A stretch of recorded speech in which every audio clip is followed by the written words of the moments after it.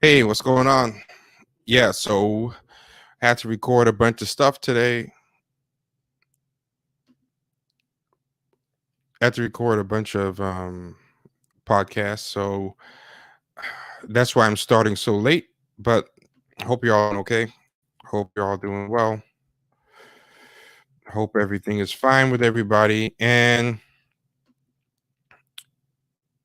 hold on, I'm just gonna change. I gotta save some stuff, close some windows because left too much stuff open, and it's gonna slow down. Should have done this before I started recording, but anyway, right in time, right down to the wire, we have made it. The daily streak is unbroken.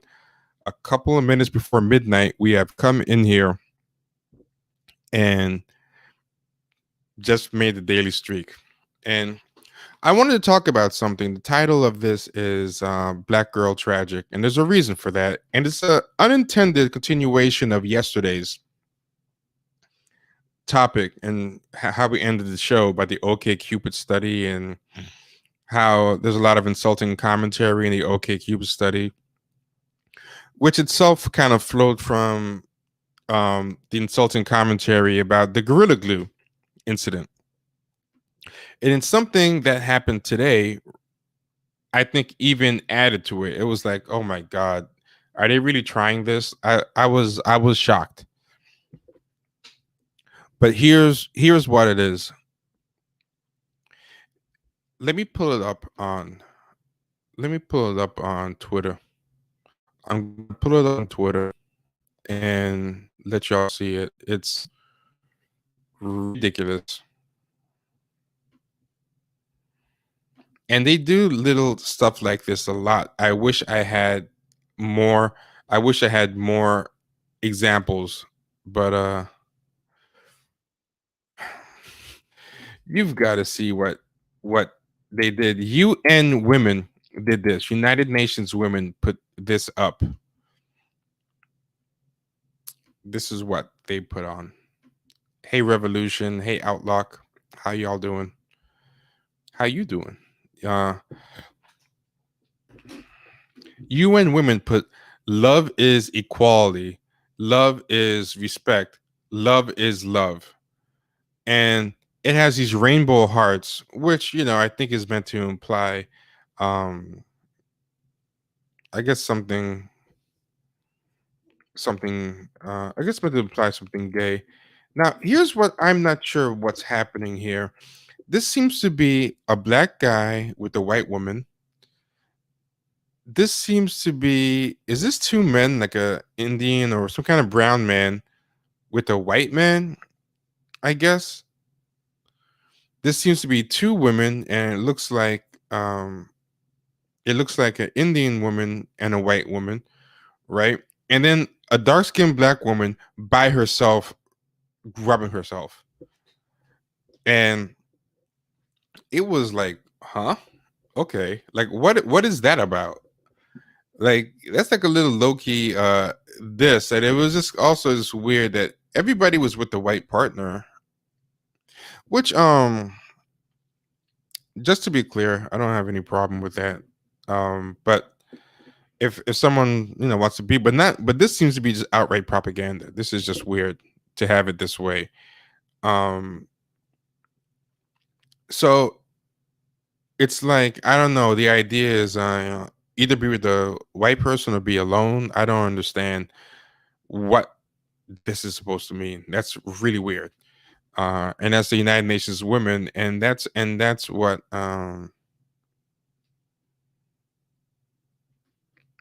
yeah. So that I found like really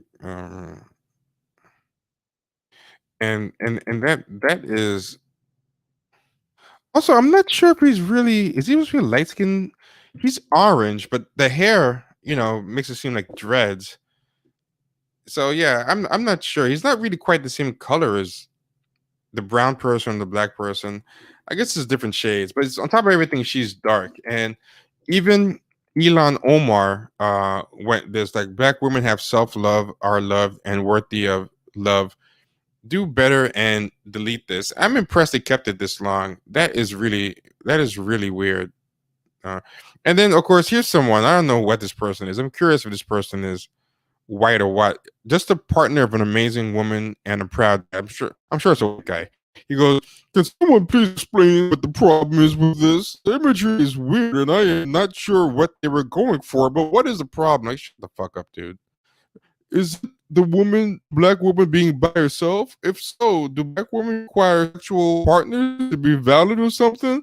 What is the problem? It's like, shut up. Why even get involved? Why do white people love to get involved in everything that non-white people complain about has nothing to do with them? Like, you never really see that happen with anyone else. Like, I never see like really uh black people having an internal argument about something that is not about someone else, and then like an Asian or Latino being like, well, actually, this is what black people should do with black people. Like, it doesn't really happen that much, or vice versa. Like, if Asian guys and Asian women are fighting about something, I don't really see a black. It has nothing to do with general politics, and specifically like an internal issue or something that insults them. Like, I don't really see black dudes like, well, actually, Asian women are kind of oppressed, and Asian men are patriarchs, so it shouldn't.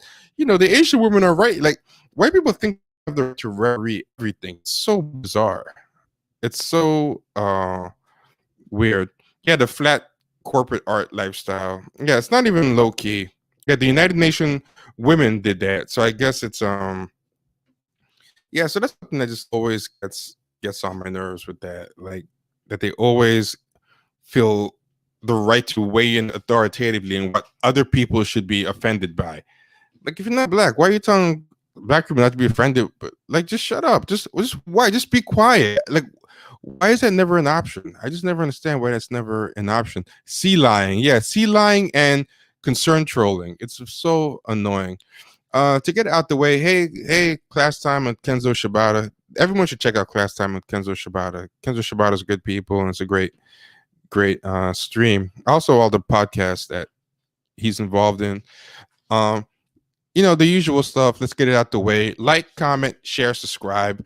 We've been growing a lot on Twitch, but share the YouTube too. Share it with people. If you like what we do, tell people, hey, check out this cool stream, because that's what we're trying to do. We're trying to get to 10,000 across all platforms. And I think with both platforms combined, we're coming up on 3,000, and it's only February, so that's a good sign. But most of the growth has been on Twitch. So yeah, YouTube people, share it too. Yeah, share it with your friends, and like, comment, share, subscribe. It all helps the algorithm go up. PayPal, champagnesharks at gmail.com. It's a great way to support us, help us buy more equipment. I want to get a standalone webcam. It's one of the things we want to get, so definitely check that out. Venmo or Cash App, Champagne Sharks.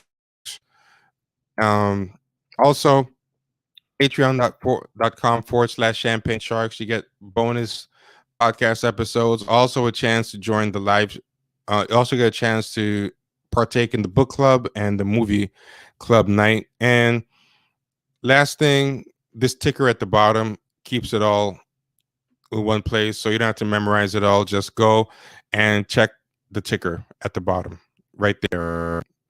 Definitely check that. That's all the places you can support us.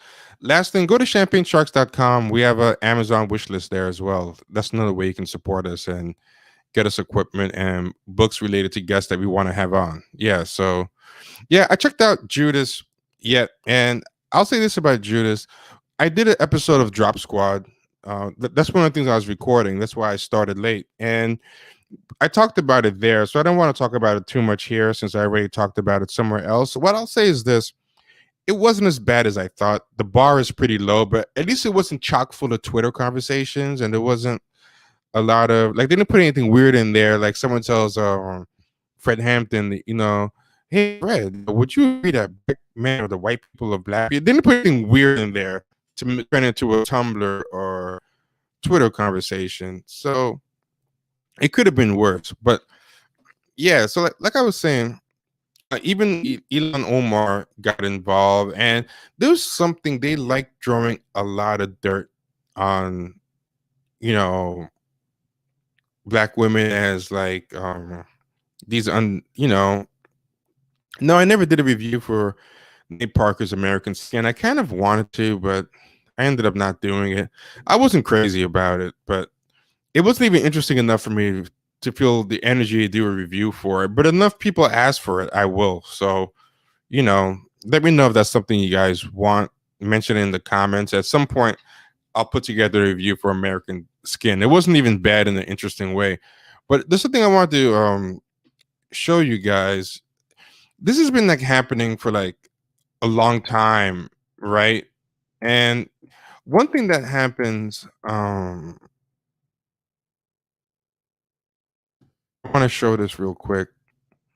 They keep doing these stories that I think is like white people clowning um black women, but there's a certain amount of black women that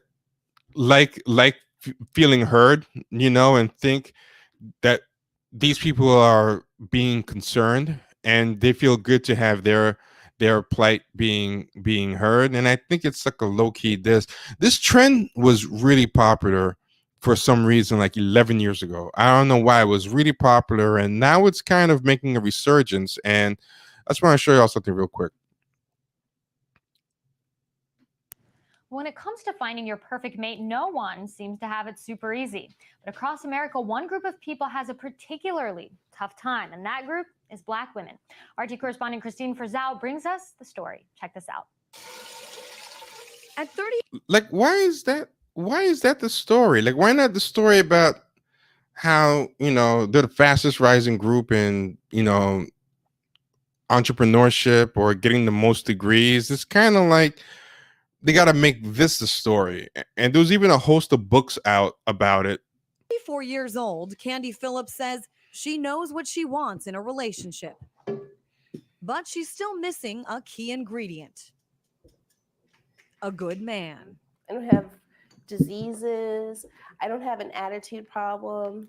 I don't like to fight, What Phillips does have? And what's interesting is she isn't saying that the stereotypes are wrong. She's saying that they just don't apply to her, which I think is a bad attitude to take. I don't think she should be saying, I don't have this and that, because it kind of implicitly says, hey, this stuff is true. It just doesn't apply to me. Her own house and a good job. Hi, this is Candy Phillips. But she says previous relationships have gone bad, including her last one with a guy who started stalking her. Wow, this is the first time I've been open to dating someone who made less money, so that I wasn't limiting myself. And then he turns out to be the craziest that I've ever come across. 28-year-old Siobhan Conyers is in the same boat. A full-time job as a mental health counselor. Hello? And in her spare time, she's working on her master's degree.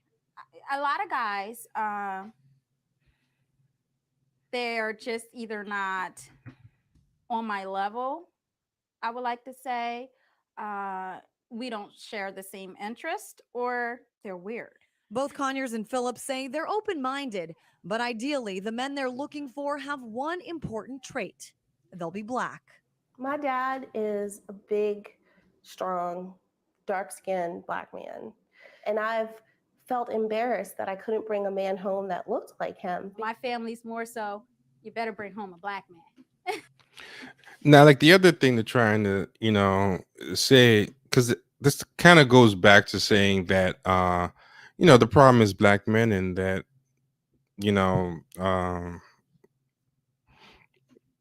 they're not making enough money, that these people are so successful, and, they're priced out of, the league of black men, etc.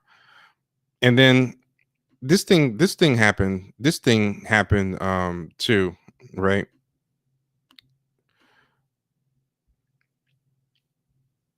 This thing happened too around the same time.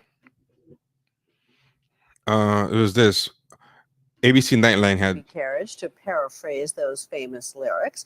But for millions of black women, many blessed with brains and beauty, finding the right man Now I want to see. This is what white people do. This is like a low key diss. Like, it's very patronizing. But listen to what she says. Ah, love, marriage, and a baby carriage, to paraphrase those famous lyrics. But for millions of Black women, many blessed with brains and beauty, finding the right man is proving elusive. But why? Are their standards too high, or are the pickings too slim? Lindsay Davis tried to answer. She just said, "Are the pickings too slim?" Make a wish. Are the pickings too slim? Which really means, our Black guys just fucking up that much. But also the brains and the beauty part, to me, she's just got like a smirky, snarky thing behind her delivery. Yeah, that I think is a real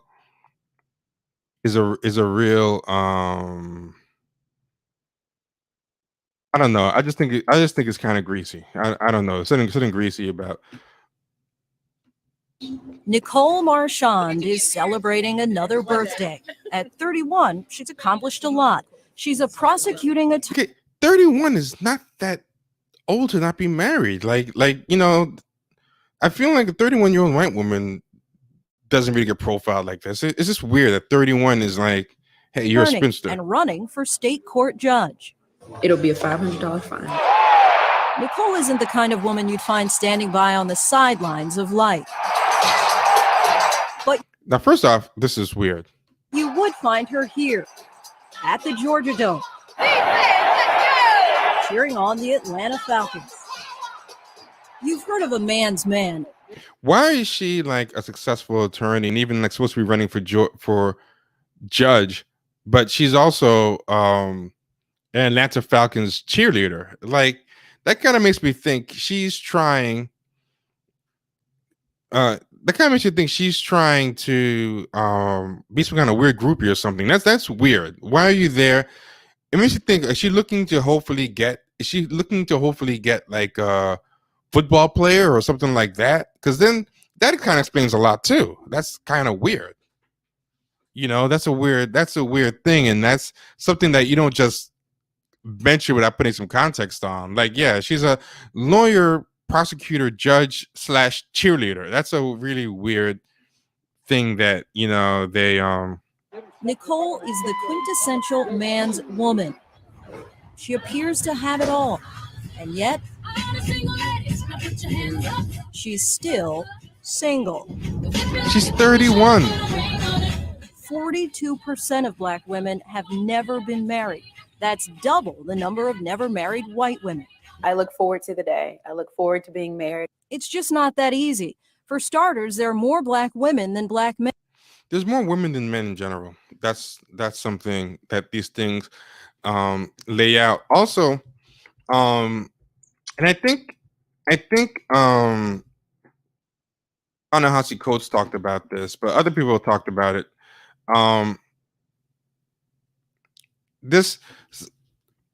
That stat has to do with age. They took that stat out of context. When you get to a certain age, and I think it's because so many Black women, a higher proportion of them are getting educated. They're the most educated group in America today, as far as proportionality goes. Educated people tend to get married later, and when they check later ages, at later ages, I think around 35 and up, the Black woman rate caught up with the non-woman rate to a pretty large degree. I think it might be pretty close. So it's I mean, it's a lot of things, but the point is none of this is about really caring about Black women. This is all about low-key clowning them,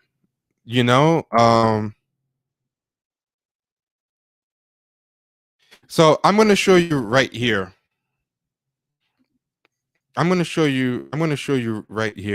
Yeah, so all races have more women than men. That's just how it goes. It's just so this is a great article. Top 4 myths about Black marriage, right? Now it says The barrage of news reports about black marriage rates gives the impression that African American women's chances of walking down the aisle are bleak.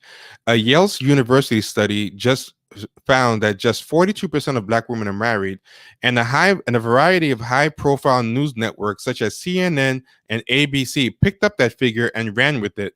But researchers Ivory A. Tolson of Howard University and Bryant Marks of Morehouse College questioned the accuracy of this finding. Quote, the off-cited figure of 42% of black women never marrying includes all black women 18 and older, Tolson told The Root. Raising this age in an analysis eliminates groups we don't really expect to be married and gives a more accurate estimate of true marriage rates. Tolson and Marks found that 75% of black women marry before they turn age 35 after examining census data from 2005 to 2009. Plus, black women in small towns have higher marriage rates than white women in urban centers such as New York and Los Angeles, Tolson remarked in the New York Times. And it goes into other things like rich black men marry out. It said generally 88% of black men, no matter the income or educational background, have black wives, and the black men like it puts a bunch of this stuff into context. But this is it. Company top 4 myths about black marriage, and then at the bottom, it has some additional reading if you want to read up on it. And if you look, the time 2011, 2010. This is updated in 2020, but it cites everything in 2011, 2010 because that was the time when this narrative was popping, Yet these stories came out in between 2009 and 2011. Yeah. So there was also this book that was very popular. I don't know if this book started the discussion or if it was just cashing in on the discussion, but they started showing this book everywhere. I'm going to show right now.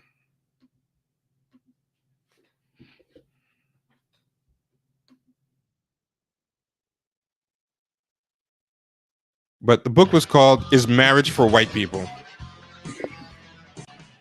All right, in today's What Matters report, is marriage for white people?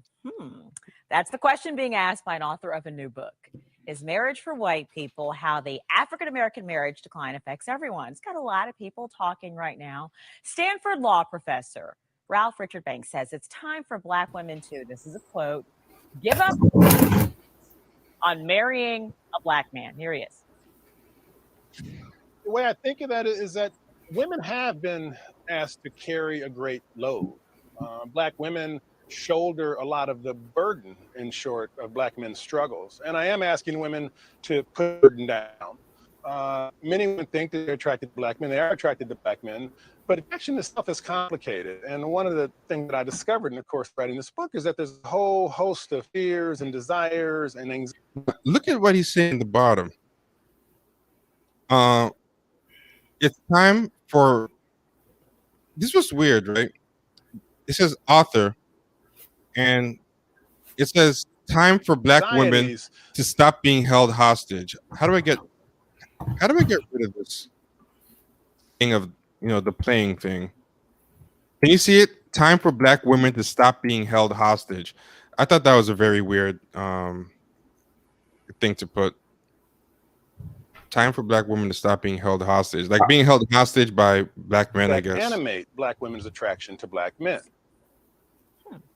Okay, Banks recently wrote an article in the Wall Street Journal and said that 70% of black women aren't married. That's roughly true. Okay, so is it time for single, educated, and working black women to just forget the notion of marrying a black man and look outside their race? A new Gallup poll shows more and more people are receptive to the idea of interracial marriage. In 1968, the numbers were quite low for whites approving of interracial marriage.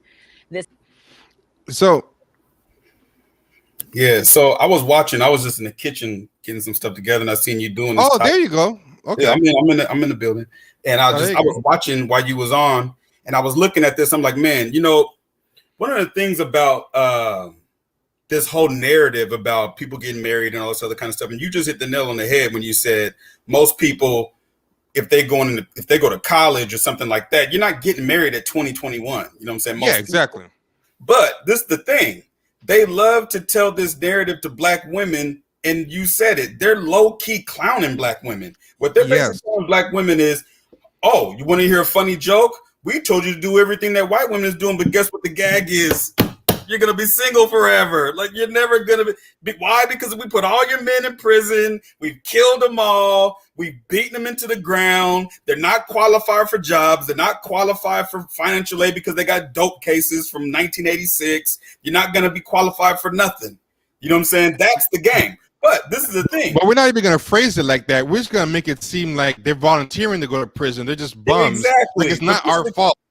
But this is the crazy thing about it. The women, they pick and choose the right women to get on there and say this bullshit. So the one woman was on there talking about how she wanted to bring a man home to her dad that looked like him. Now, remember, she's high yellow. Her dad is dark skinned, right? I'm not saying she's mixed, but there is a chance that her mom is white. I don't know.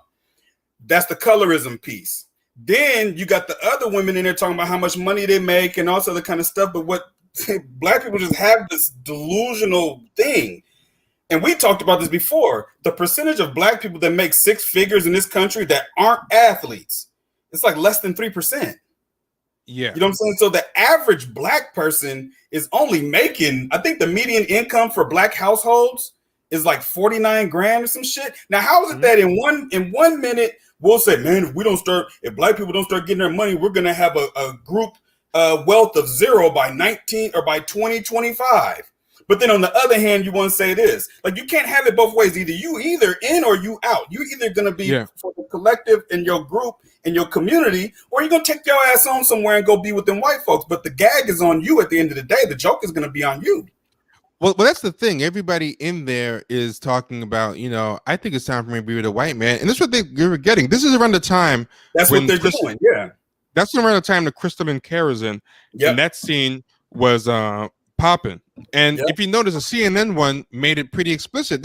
I thought it was pretty interesting. In fact, I took it off too soon. I'm going to put it back on because I think this is very interesting, because what you said is true about, let's say this is true, that there are not enough black men. And again, a lot of this stuff is a myth to begin with, because the marriage rates by the time you get to 35 are up to like 75%, and in some areas they're better than the white people. But let's say the worst case scenario thing is true, right? And these marriages aren't happening.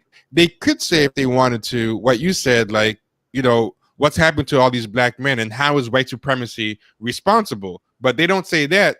Instead, the first thing they go to is, we're going to replay it again. It's very interesting. The first thing to go is, why don't you just date white people, and that'll solve everything. That's the answer to everything, right? Yeah, that's the answer.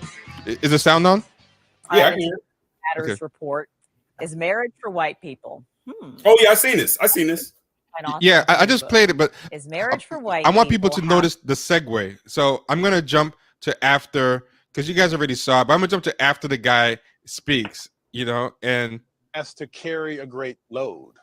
Black women shoulder a lot of the burden, in short, of black men's struggles. And I am asking women. So black women shoulder the burden of black men's struggles. Again, it's letting white supremacy off the hook. Because it doesn't say how black men have these struggles. It's just like, look, these black men, they're just ain't shit, and whatever. To put the burden down. Many women think that they're attracted to black men. They are attracted to black men, but attraction itself is complicated. And one of the things that I discovered in the course of writing this book is that there's a whole host of fears and desires. And I think this guy was just making a book that would tell white people what they want to hear and tell a certain type of black person what they want to hear. But after all that, this is the first thing she goes to. Okay, Banks recently wrote an article in the Wall Street Journal and said that 70% of black women aren't married. That's roughly true. Okay, so is it time for single, educated, and working black women to just forget the notion of marrying a black man and look out? So they're not going to bring any women on here or men on here who are going to talk about how can we create equity so that, if all this stuff is true, we get less people in jail. It's never about that. It's just, and that was a trend back then. And I was always bring up this stuff about like, Chris Rock N-words versus black people, or the whole thing with the Boondocks and the MLK speech. The attitude that racism is over. White people have done their part. The white liberals have fixed everything. Structural racism is all over. So any problems that black people still have is because they're being niggas. Yeah, they're just being niggas, and that's the climate that this dropped in, I feel. This is the crazy thing is that, and somebody just said it in the comments. They were I think it was 2008 B. Scott, and they was talking about how women have all this education, but they also have a shit ton of debt. And how do we know this? Because when Joe Biden won the presidency, the first thing they started talking about is you can help a whole lot of black women if you eliminate student debt. That's the first thing they said. And no, all black women, I'm not going to paint no broad brush saying all black women this, all black women that. But every black woman I know that went to college got a whole lot of debt. A lot of debt that I know for a fact they ain't going to be able to pay. You know what I'm saying? So they've said, and I said this the other day on Twitter, I was like, man, I can't believe that time and time again, black women have allowed themselves to be show ponies. Like it happens every fucking time. Every goddamn time when these motherfuckers come, they start dancing a jig. They come to the church. I mean, it's like they do the same shit that they did in the 1960s in 2020. Yep. B. Scott, I guess she's talking about the reporter. He's like, she's not going to challenge that, and they screen both the reporter. They put the black reporter to say that, but the people who are in it, I bet you all these people had bought Crystal and Karazin's book at the time. They're not gonna get a black woman who's gonna question that narrative, or no, whatever. They picked the right ones. They didn't pick see, this is what they do, man. I don't have to tell you this, but just for shits and giggles, this is what they do. They find black people that don't have. And I'm not talking about pro-black, like political, pro-black, radical. They don't pick black people that are pro-black family. They just don't. Because if you are pro-black family, you ain't never going to have them conversations because you understand how this happened. You ain't going to start talking about how I just can't find a man. Because the one woman started talking about how much, she first started talking about how much money she made. And this is the reason why people like Kevin Samuels exist. This is why this dude can create a platform, get on YouTube and just start saying all this crazy stuff. And I don't agree with majority of the shit he say. You know what I'm saying? Yeah. So it's like when he comes out here saying all this stuff, he pretty much is talking to those women. You know what I'm saying? They have sectioned themselves off and become individuals. Like it's almost like they believe that like they're not a part of the community anymore because they got degrees and they got some job as a coordinator somewhere. Like the job, even the job that they said the lady had, I was like, that ain't no fucking high paying job. Like, what the fuck? And the one lady was a lawyer and a cheerleader. I'm like, okay, you ain't what? That's a weird one. But Kevin Samuels also appeals to. There's a certain type of black guy that I think really enjoys the idea of black women doing rough, and that'll be the same guy we were talking about last night who is mad at Future because in their mind they have that Alex L cartoon, that beat it chick cartoon, where it's like to them, Future's Ciara is a single mom, so right, she shouldn't deserve to have a husband.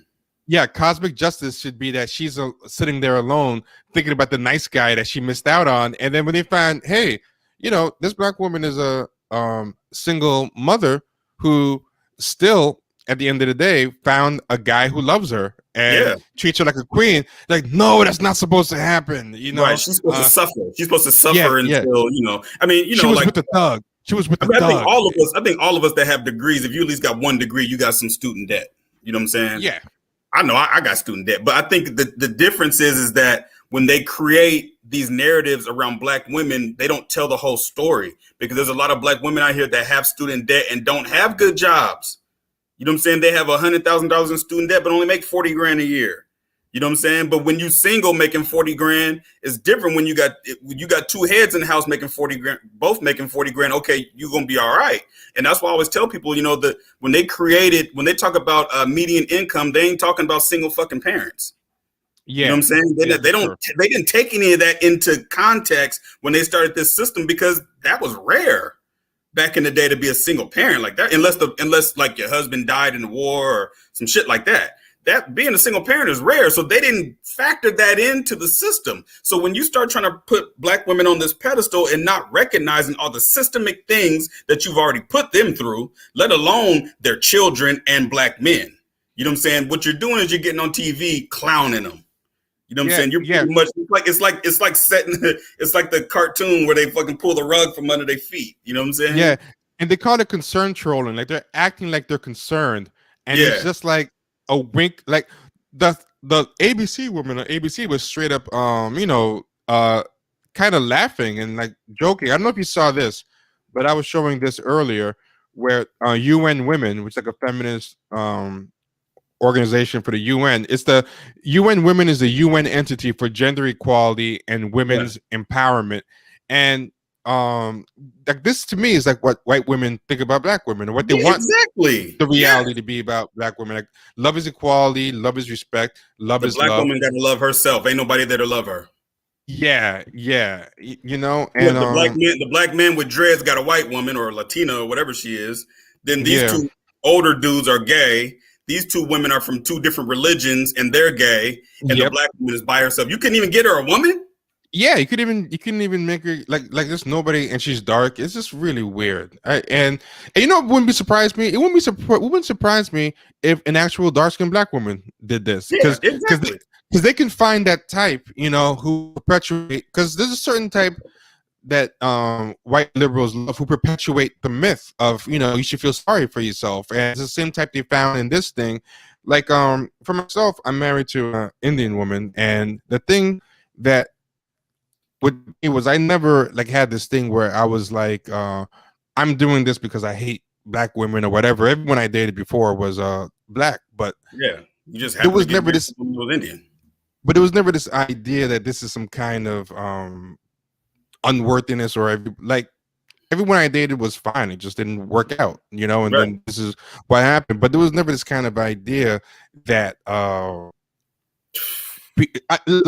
don't know, just this idea that, you know, everyone's undateable and I'm being forced to do this, and we're gonna low-key prop up, because they're really dissing both Black people. They're dissing the Black women as some kind of like untouchable like lepers, and then the Black men as some total like trash bags that you know are putting them in this position. And it's like they're clowning both sides of Black people. But what happens is there's a certain type of Black guy that'll watch this and be like, yeah, single moms or Black women got too high standards. Like they'll be like cheerleading this stuff, and then there'll be a certain type of Black woman that will have this kind of insult thing where they enjoy hearing the worst things cheered on about themselves. And Kevin Samuels taps into that same thing. And not only that, then you'll have the Black women that you find online who fake revel in being single forever. Like today, you see a lot of that on Twitter. My son is my Valentine. You've seen that a lot. Yeah, and it's like my Valentine. Yeah, your son is your Valentine, but every other day you on here talking shit about men and talking all this trolly shit and clapping your cheeks. But now today you got to hug yourself. Nobody wants to be in that situation. And as a human being, let's just talk about humans. Unless you're a fucking sociopath like the Iceman or something like that. You know, I think. Did you put this up? This is a great comment. Did you put that up? I put that up. Yeah. Oh, that's a great one. I just want to say good choice. Excellent. That's a good one. That's perfect example. You know what I'm saying? But they treat Black women like, you know, you got to love yourself until you die. And if you do have kids, you know, feed them to us. Remember, we had the conversation yesterday about feeding kids to the system, whether they're athletes or the military. So you raise your kids, you feed them to us. Black men, don't worry about them. They ain't shit. They can't help you anyway. As a matter of fact, Black man, go get you that white woman over there, Latinas. You know what I'm saying? You good enough for her, but you ain't good enough for your own woman. You know what I'm saying? Like, that's the type of games that they play on Black people. And it still stuns me that to this day, Black people fall for it. You know what I'm saying? You know what's interesting about this too? This is why I think part of the low-key example is with this. They want Black women to be the mules for the feminists and everything. They want Black women to kind of be this mules for you know, the gay movement, and you know, where a lot of white women honestly have it kind of good. Like they're basically, and Dave Chappelle said that, like you guys were willing participants in white supremacy. You're arguing over your cut from the heist. That's what it really is. It's not really, But women, most of the women who are really oppressed are, if they're white, they tend to be poor, you know, as far as real oppression, right? And or they're not white at all, you Right at know. all. So You know, they need those women to swell up their ranks, to make their plights more sympathetic, you know, to make the pay gaps more dramatic and everything. So I think what the message of this is like, because they need these type of women, especially they want black women to be their mules, they got to tell them, yo, you're not going to be with anybody. So right. feminism might as well be, That's your husband. yeah, feminism is your husband. White liberalism is your husband. The White white democratic, liberal- the yeah, white Democratic Party is your Yeah. husband. That's what I always saying all Yes. the time. Black women are the most loyal Democrats. They vote the most And loyal not voting only bloc. that, so the white liberals, those are your husbands. The Democratic Party is your husband. Feminism is your husband. Supporting everything, because if you marry, you ain't got time to be concerned with all of that. And also, if you really need a husband, well, there's always Jesus. That too. Yep. You know what I'm saying? You got Jesus. What do you mean? You got a man. You know what I'm saying? And that's some deep psychological shit that we ain't even got time for. But that's what they do. They throw black women to the wolves of all of their concerns. And because I even told my daughter this, I said, haven't you noticed that it went from George Floyd to being about something else? Yep. By the way, look at this quote. She is hugging the Democratic Party. It just disappeared on her. The Democratic Party is her imaginary friend. She's hugging her imaginary friend, the Democratic Party. This is a great quote too, by Kamaria. This is a white person's fantasy to be sleeping with people from all around the world. And you know, it's a great example of that. There's this book. It's called The East. It's by this guy named Richard Bernstein, and it's all about how white people sexually colonized the world. And there's a chapter in it that says the world as the white man's brothel. It's a very great chapter, but it's interesting. It's written by a white guy, and it's pretty good. It's called the East, the West, and Sex. Yeah, The East, the West, and Sex. Great book. I recommend everybody read that book because he drops a lot of game as a white guy and tells the truth. But you know, people kind of always put that on white men because white men were the ones leading the charge of imperialism and stuff. But a lot of white women have the same attitude. You know, it's something to that you know, it's almost like, you know, the crazy thing is, man, white people tell you exactly how they feel about you right in your face. You just have to believe it. You know what I'm saying? I think it's the old Maya Angelou quote is, when somebody tells you who they are, show you who they are, believe them. When they put out artwork like this, and everybody got somebody but black women, believe it. That's what they think about you. But also the white people have their pick of, you know, everybody. That too. There was a show called Quantico on ABC, and it was Priyanka Chopra's American debut. And I don't know if anyone in the chat's seen Quantico, but it's a network show. So like most network shows, it's got too many episodes, like 24 episode season. The show is not that good, but the show had such a weird propaganda. I kept watching it. The show has it's diverse, right? But let me show you the show. It's so interesting, and this show is a really interesting propaganda that everybody should watch. I never watched the second season because I got the point, but the show, I'm gonna pull up a cast picture of the show, and it's very interesting. It was being praised for being diverse, right? So it got a lot of praise for being a diverse show. But what was interesting was all the diversity was the women. All the men were white. So what happened was you had, and this is not even everybody in this cast picture. I can't find one with everybody, but I'm gonna show you. Colonel Colby Gaddafi saw the second season. He said that she joined the CIA. So she went from which is weird because why is it still called Quantico? She's in the CIA now, but whatever. So she's like the biggest star in the world because India has a ton of people. So if you're the biggest star in India, you've got like 1 billion fans, basically. You know, even though it's not Hollywood. So she came here to be to do this show, right?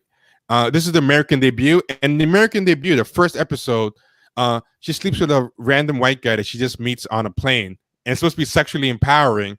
You know, like I'm like, wait, so you came from being the cream of the crop in India to just you know, sleeping with random white guys on planes. But the whole show, that's like the first scene. I'm like, okay, this show is gonna be interesting. But if you notice, the guys aren't diverse. They're all white guys. But the women, is a black one, there's Indian one, a Hindu one, there's a white woman, and you see this Muslim woman, she plays twins. So there's two Muslim women, then an Asian woman joins the show, and she's not shown here, but there's a Latina woman, right? And all the guys are white. They put one black guy there. The black guy is basically like a dweeb. He doesn't have any sex scenes, nothing. Of course not. He has no sex appeal. He's not the guy that anybody's gonna go for. Like, yeah, bro, that's old TV. Yeah, old stuff. They was doing that back in the 20s.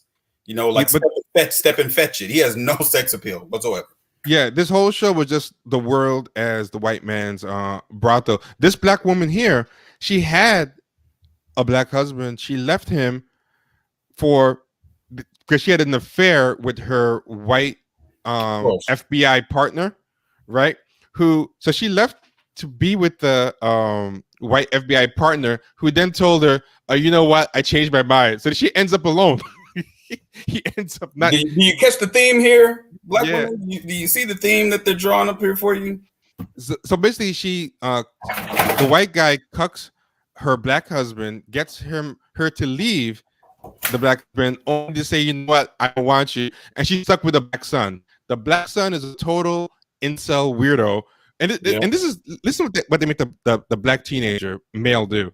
The black teenage male gets sucked into some school shooting plot, and he ends up being some kind of institutionalized thing, like white boy crimes. The black boy is the face of school shooting. Then he gets out of the juvie that he's in for school shooting, and then he gets stuck into an American Taliban plot. Like, he's just a stupid, angry, incompetent, and she's always got to bail him out. And then in like the season finale, she rehooks up with her white training partner, the one who tore apart her family by making her jump off and then not getting with her, and gets banged by him in a bathroom. In a bar bathroom. Yeah. Pretty much turned her into sluttered her out on the show. Yeah, and that whole show was but the way they turn it around is like, oh, it's not a slut, she's a professional, she's in the CIA or the FBI. You know what I'm saying? Like, they continuously do that shit to black women. Yeah, and the whole thing about it was that it was being praised as a diverse show, and this is the thing with white people, they have a way to, even when they're giving you what you say you want, to slip in some poison with their, make it a backhanded compliment. Yes. The same way those stories were a backhanded compliment. You know, like those stories act like, hey, we care about you, black women. This is why we're doing this, you know? Right.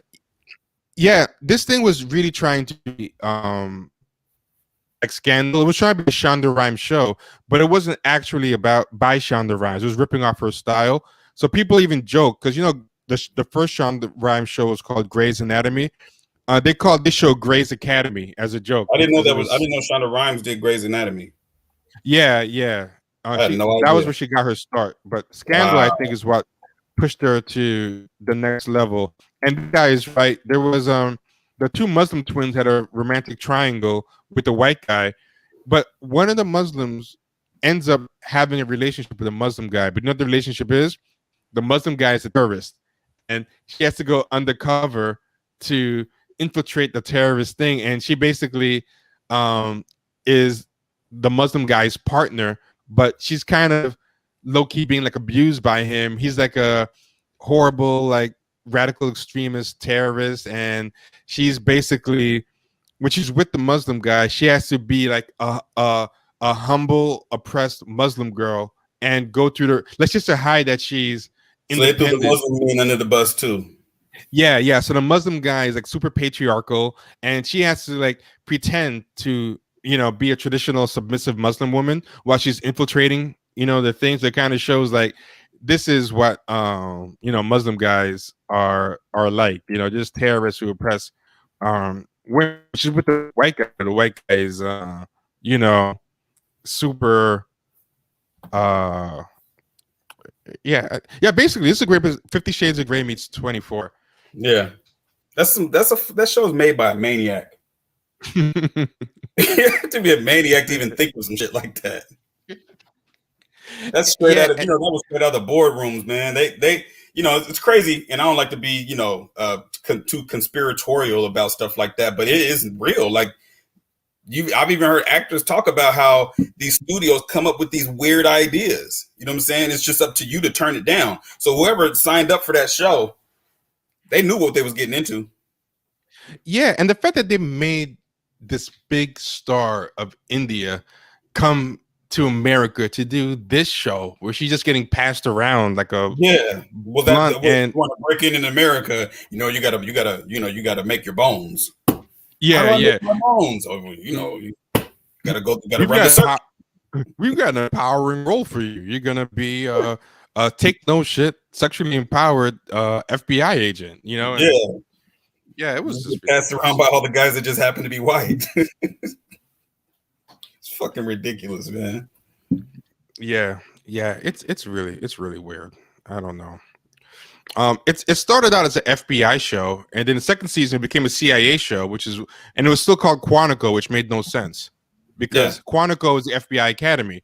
So, yeah, Queen, you're right. This is CIA propaganda. This is how they confuse you and get you undecided and misguided about what the fuck you're supposed to be doing. You know what I'm saying? And then you start wasting time.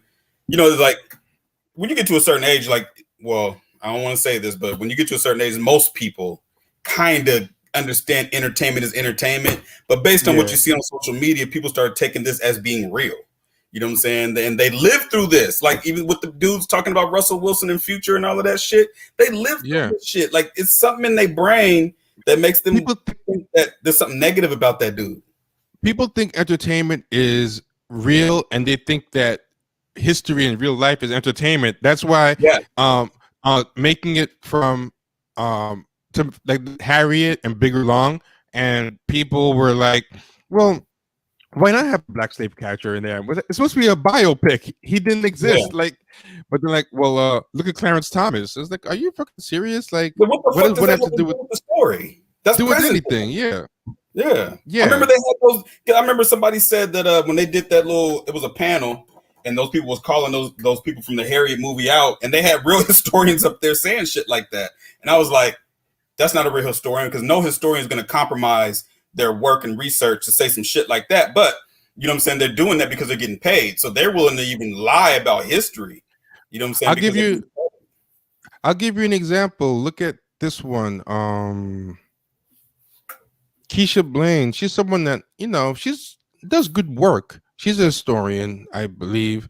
And I wanted to have her in the show once even, right? But she and I have some of her books. I never ended up reading them, right? But she's if you look at her bio here, right? Award-winning historian, professor, and writer. AAIHS president. She's actually the president of something. I forget what it is, what it stands for. Historical Society or something like that. Yeah, but I don't know what the I stands for. It's African American something historical society. So she's part of that. And look at this bio. It's pretty thorough. She's a fellow at the Carr Center, which I'm guessing must be Carr from Howard University. I'm guessing, right? And she has books and whatever. And she goes, 400 Souls is finally here.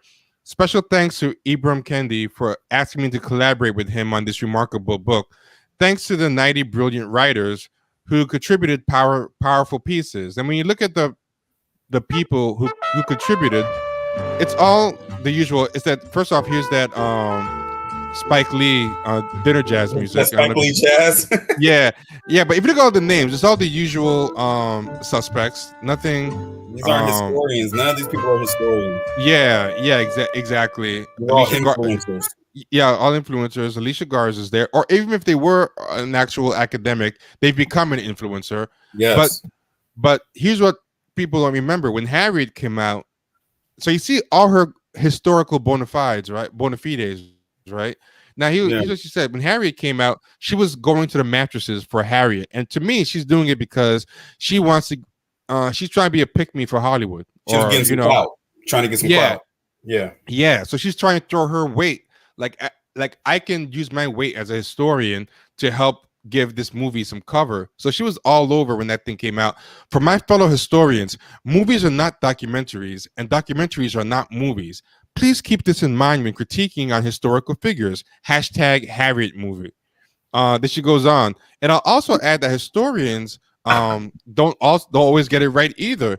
We do the best we can with the resources / sources we have access to. What does that have to do with the movie? It has nothing to do with anything. Yeah, we strive for truth and accuracy, but we often have to recreate / imagine too. And the reason why she's saying this is because they consulted a historian on the movie. She's trying to give cover for historians to give falsity. She's saying like, hey, don't expect historians to be perfect. We should have license to create bigger lungs and get things wrong. This is the thing about when it comes to history, specifically Black people. It'd be different if it was Nat Turner, because there really is not a lot of documented information about Nat Turner. Yeah. Outside of that one book by Styron or whatever his name is, which was a known forgery. But we do know that Nat Turner existed. But the thing about Harriet Tubman is there is so much information about Harriet Tubman that you should not say that. What you should say is that specifically that, because that's what everybody was talking about. That is not true. You don't come out and say and make it like, well, we just don't know a lot. That's basically what she's saying. We just don't know a lot. No. You know everything about Harriet Tubman. Everybody does. Yeah. And what you're doing is extra nefarious, because you have the tools to actually debunk this stuff, and you're choosing to. So she goes on, criticizing is easy. Now go do the work. Okay, what if the work is criticizing? You know, that's part of the work.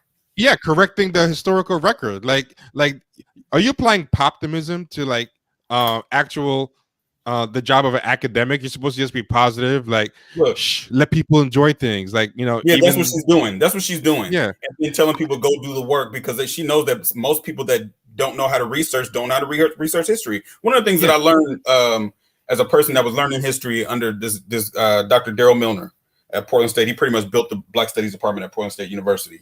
And when he told me, him and there's another guy named James Harrison, and they both told me this: when someone tells you something, and if you have any doubts, the burden of proof is on the person who says it. In other words, what evidence do you have to back that up? It's the burden of proof is not on the person that's learning it. The burden of proof is on the person that said it.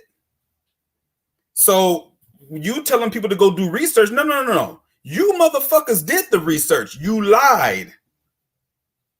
And you're willing to take your 30 pieces of silver, you know what I'm saying, for some clout. And what's going to happen is it's going to be all bad for her. And at the end of the day, it's going to be all bad, because people ain't going to forget that.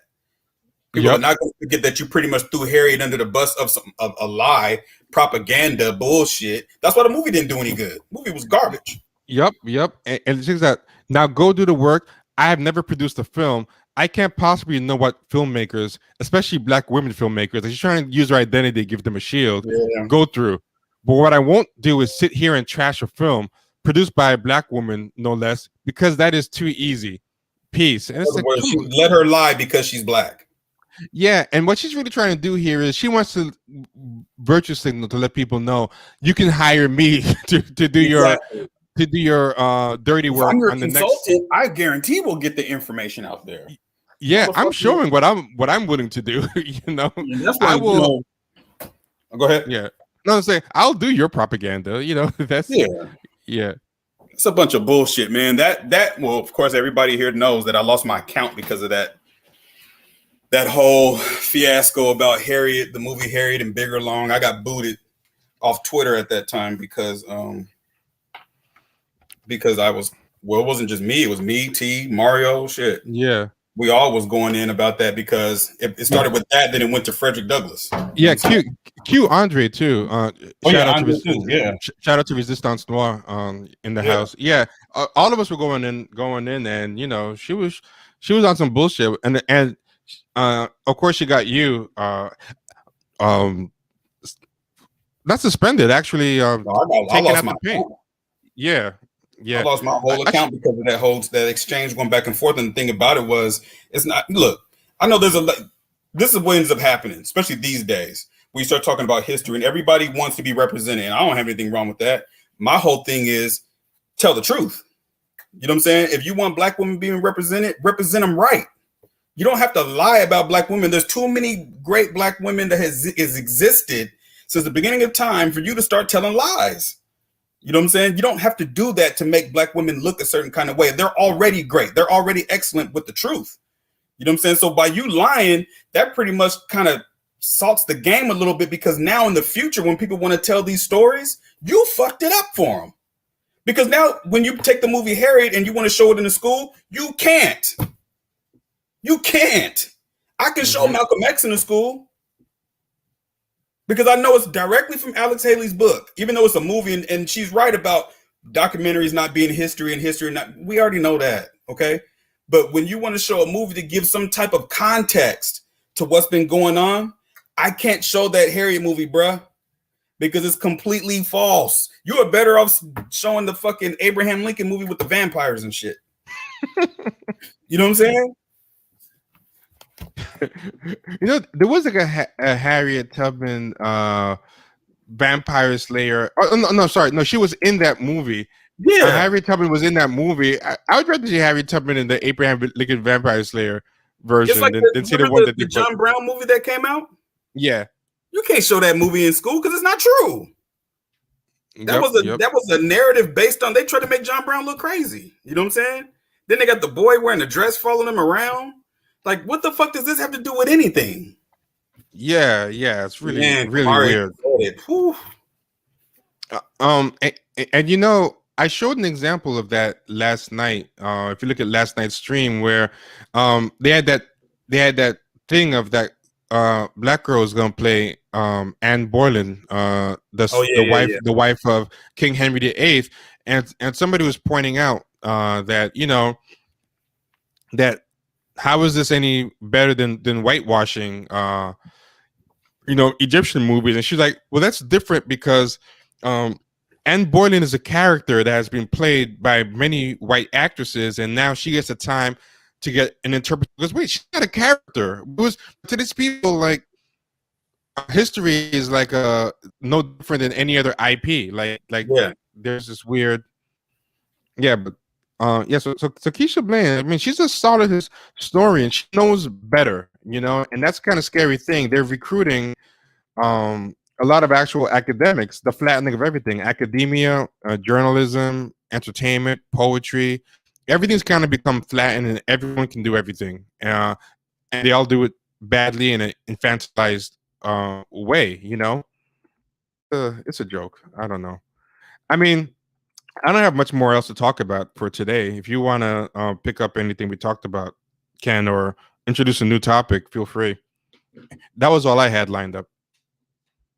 Oh, this is a great point. It's flattened because this is how departments attract funding. Yeah. I don't know. I don't know who this is. I don't know if it's Q or someone else. But if you want to hop on here, did we lose? Oh, okay. I don't know if come back. But hold on 1 second.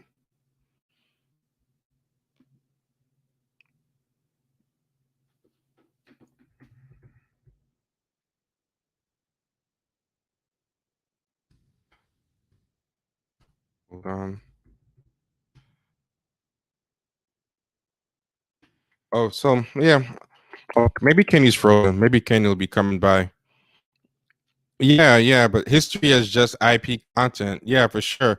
I can't find the thing I was talking about before, but you can actually, maybe I can find it but without someone else to talk, if I just look for this thing, there'll be a lot of dead air, and I don't want to do that.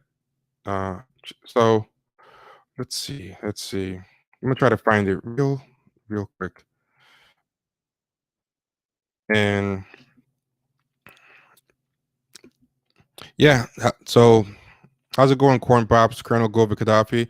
Yeah, take this time too to give us donations if you haven't. Hit it the super chat, hit us up, you know. I feel like we've been dropping a lot of good information, helping y'all see through a lot of the propaganda that's out there and all that good stuff. Yeah, so definitely. Yeah, freestyle history. Adidas Leader said it's freestyle history. Yeah, so support us with any of the ways scrolling in the bottom or by hitting the super chat. It always helps us get reinvested into the show. But yeah, I mean, Hamilton has helped ruin. Like, people underestimate how big a deal, how important Hamilton was for ruining a lot of this stuff.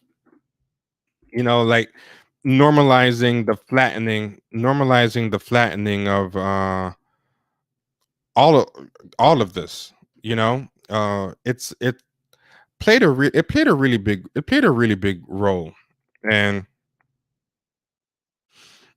it's I want to show y'all something. I want David for its own day. Maybe I'll just do it now. This was very quietly under noticed. And I wanted to go into it more before I wanted to dig into it more before I made a stream about it. But did you guys see the Time New Black Renaissance thing?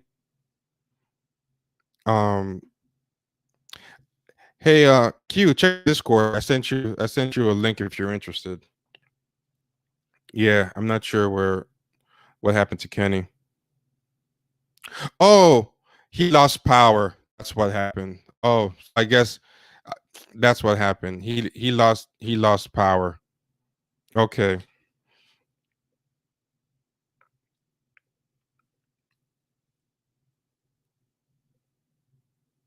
Okay, so he'll join where he can. Here's Q. Hey, how's it going? Kenny lost power, so this ended up working out pretty damn. good. Did you see the Time magazine created by Ibram Kendi Black Renaissance thing? No, I saw that his activity has been like all over the place lately on Twitter, which means that he's about to promote something, but I didn't see that. Yeah, he's been promoting a lot. I sent you a link to it on but he went for Time magazine and he helped. And one thing I always say is that I used to use the Sopranos bust out. I used to use the Sopranos bust out as an example. Where on the Sopranos. Oh, I know what you're talking about, the bust out, where basically like if it's like a business or like let's say somebody owns a laundromat, right? And the mobbed up people would basically like not exactly like offer to join the business, but basically like threaten them into getting a stake. Yeah, or a lot of times the person might owe money from gambling. That's not the way to get in. Like, to pay back your debt, give us a stake. Yeah, so they get a stake in the business, and what they do is just like basically parasitize the business until it blows up. Yeah, exactly. I used to use that as an example. I use it for an example for Elizabeth Warren's campaign, how she let a couple of social justice influencers in. And one thing the mob does when they on your business is they bring all their mob friends in for no-show jobs or or positions in the company, and everyone takes their piece.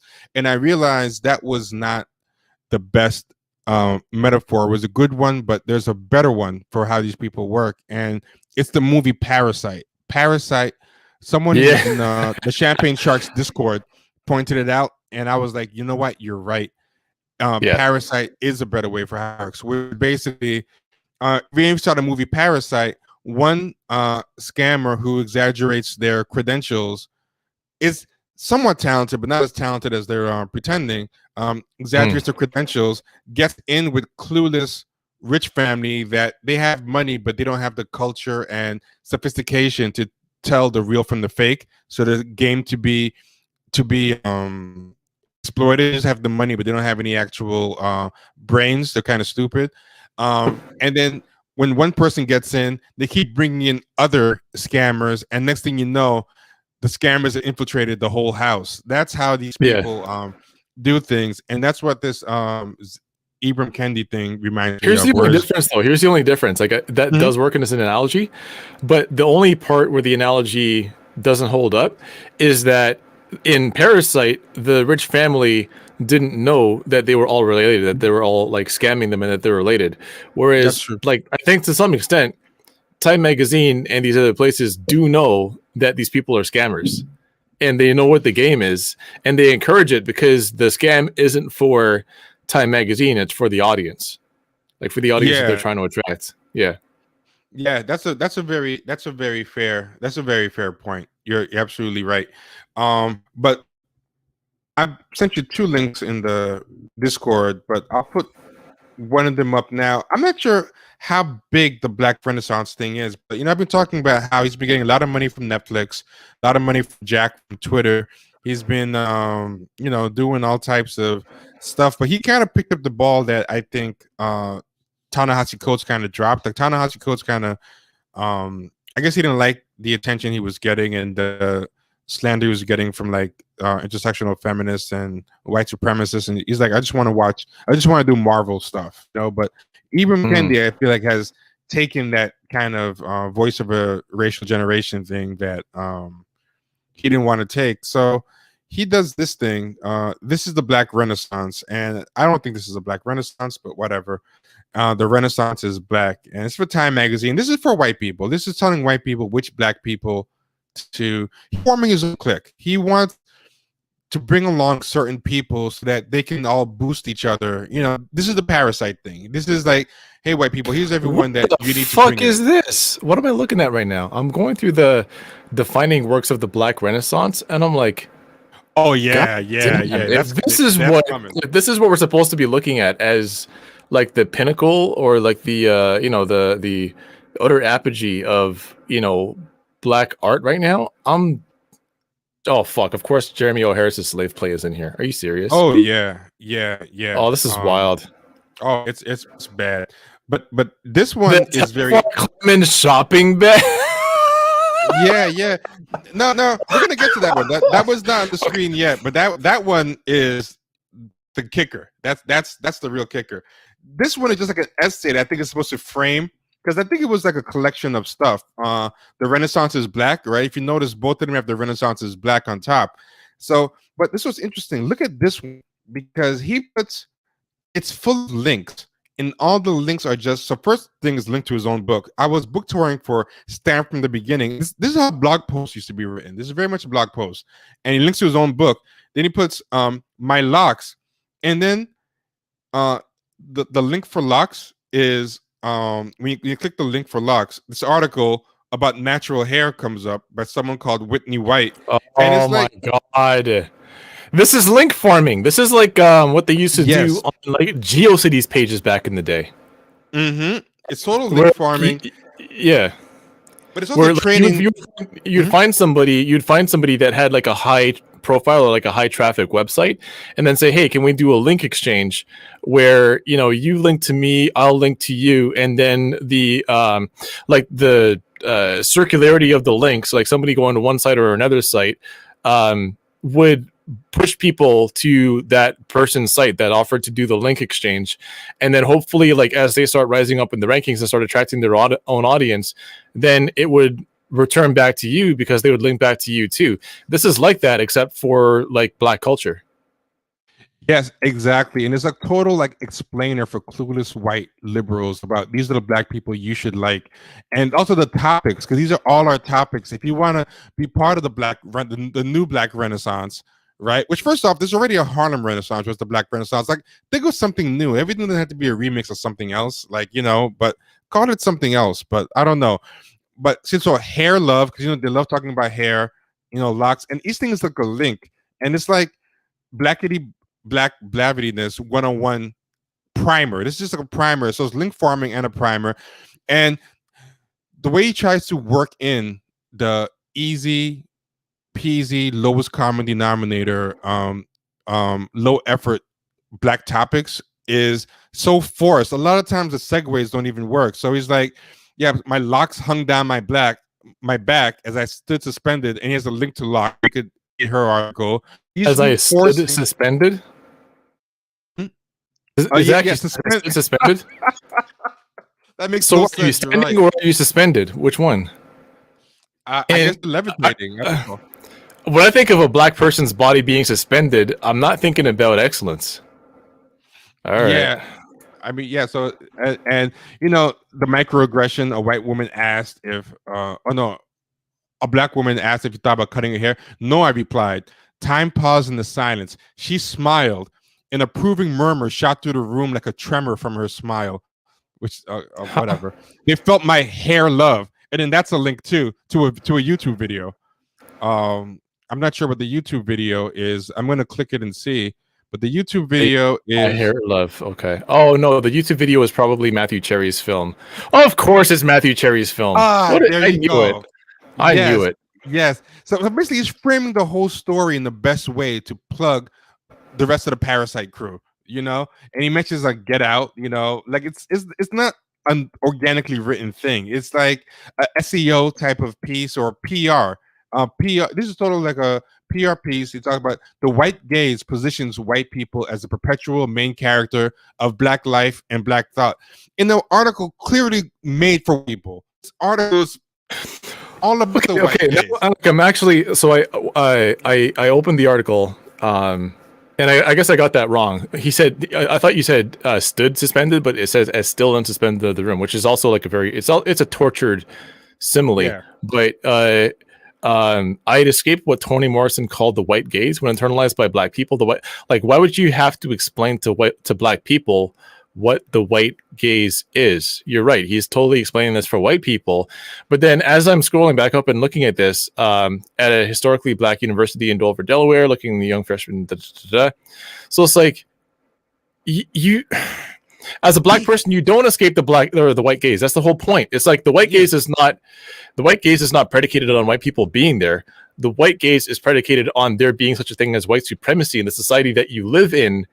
Sees you, a black person, as like reduced to whatever tropes they make up about you. You can't escape the white gaze by being in a black space. The black space itself falls under the white gaze. So I'm not really. Yeah. I think what he's trying to use it as, which I agree is wrong, is that he's trying to use it as I'm not pandering to a white audience. I'm not changing myself for a white audience. I'm not contorting myself to please white people. But the funny thing is, even by his definition, so first off, what you said is right. His definition is wrong and trivial version. But these people do that all the time. Like, for example, they bring up W.E.B. Du Bois's double consciousness, and instead of actually discussing it with the depth that W.E.B. Du Bois talked about, with the nuanced, deep philosophical exploration, they just reduce it to code switching. They think double consciousness, like he just wrote a whole book about code switching. Double consciousness is not about code switching. It's deeper than that. The same way the white gaze is deeper than that. But again, even by his degraded, simplistic definition of the white gaze, this whole article subverts that. This is all about the white gaze. This is written for white people. And, black people don't need a link to explain to them who Beyonce is. Actually, honestly, even white people don't. But you know, Still, Lena Waithe gets a link. Ava DuVernay, my own editor Chris Jackson gets a link. Ta-Nehisi Coates, Spike Lee, Chloe and Halle, Oprah. You know what this is like? Like reading this. You read the book Ender's Game? I know of it. I've never read it. Okay, so I don't know if you've seen the movie Ender's Game, but I guess it wouldn't really make sense just watching the movie. Like, there's a whole lot of like Easter eggs dropped in the film Ender's Game. Ender's Game is basically just a big fan service movie for like people born in the 1980s. But the book Ender's Game it reads like this. It's very like. It just drops all kinds of names. Like the character Percival, it like establishes his credibility as like a pop culture nerd or whatever, And he does that by just like rattling off like all of the episodes of Simpsons that he's watched and all of the, like music that he's listened to and the video games that he's played and all these pop culture references that he understands. But it's not the character who is trying to establish his credibility to tell the reader that he knows all this stuff, or to even impress this girl that he wants to be like partnered up with, he wants to be booed up with. It's Ernest Cline who's trying to. Sorry, Ender's Game. It's not fucking Ender's Game. What am I talking about?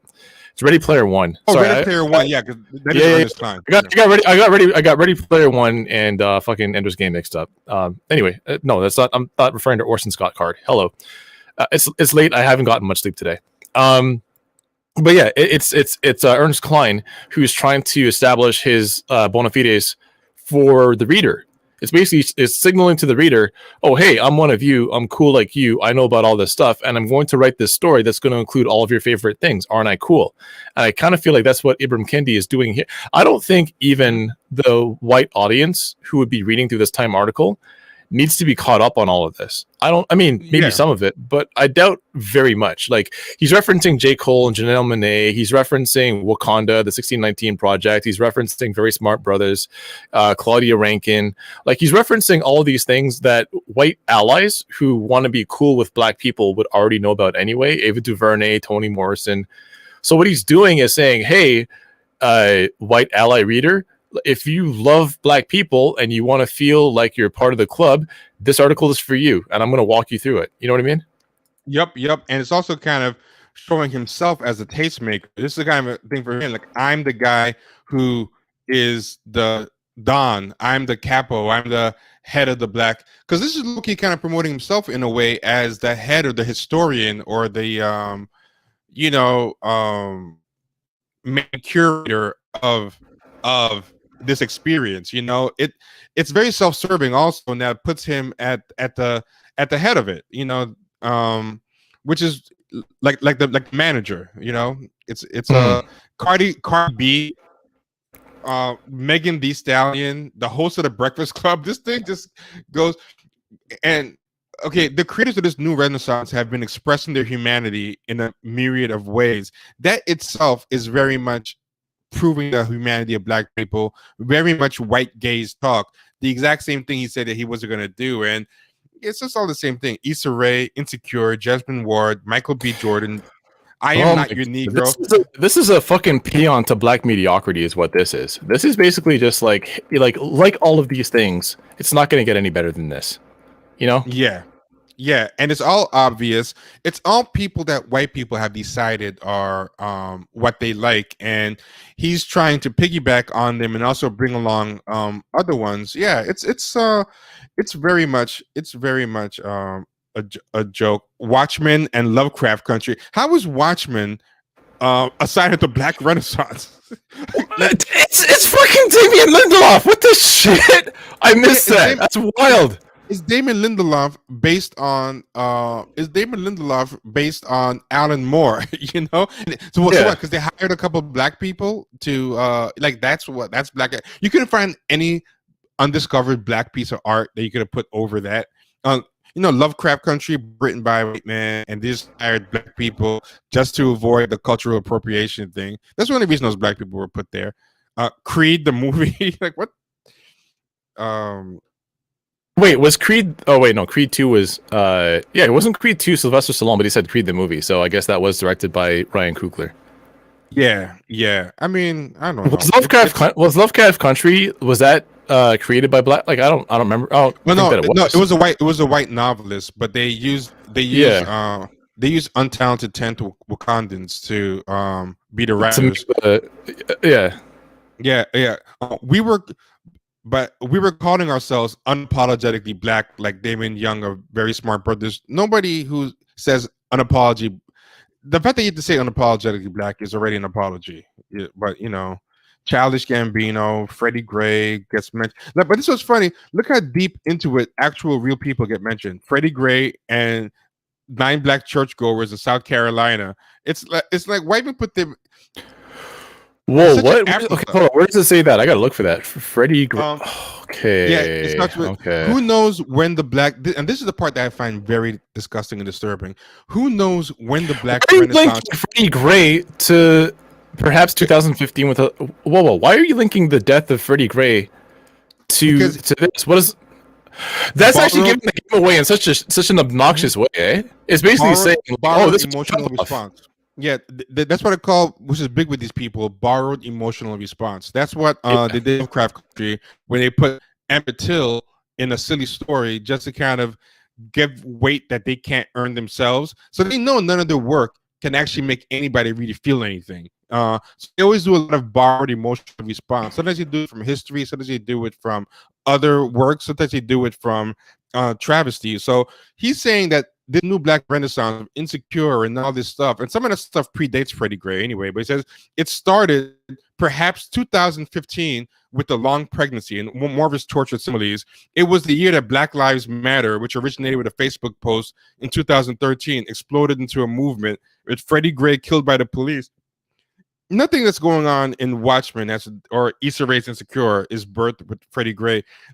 But they're doing this to kind of make it seem like it's tied to something important, the way the Black Renaissance or the Harlem Renaissance or James Baldwin's work was tied into the civil rights movement and all that stuff. And then this other fourth sentence, as Childish Gambino declared, "This is America." It's kind of clever in a way that he forced all this. It's like Mad Libs. Yeah. Mad Libs.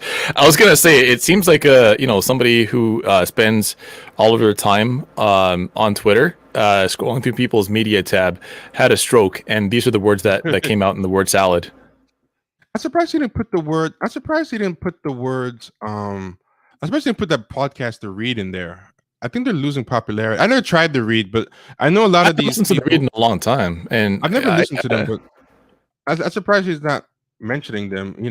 So yeah, they didn't mention Obama. I think a lot of like current sort of like black pop culture owes its existence to the read. I'm surprised that they're not more popular than they are, because I saw in the other article that Mero from Jesus and Mero was in there, but I don't think you can really get a Jesus and Mero without the read and without the Combat Jack show. Yeah, that's a good one too. You're right. So it mentions it like so they mentioned Obama, they mentioned and there's a lot of characters dedicated to Obama. This is really 1, 2, 3, 4 paragraphs of Obama, and this is such a masturbatory piece. I cannot speak for the entire Renaissance and all black creators. I am not a representative. Okay, so what is all this? More talk about escaping the white gaze and respectability politics and whatever. Our lives are complex and heavy, and this is a link to Kaisi Laymon's memoir Heavy, and Thick, which is a link to Tracy McMillan Cotton's, and then but we can be captured by Awar Irisku, and this is almost like a poem, almost in a way. Two dope queens. Oh my god, he brought up two dope queens. How is this all about not catering? So still on? No, it ended, but I mean, they've officially ended it. But how are you gonna talk about the white gaze and that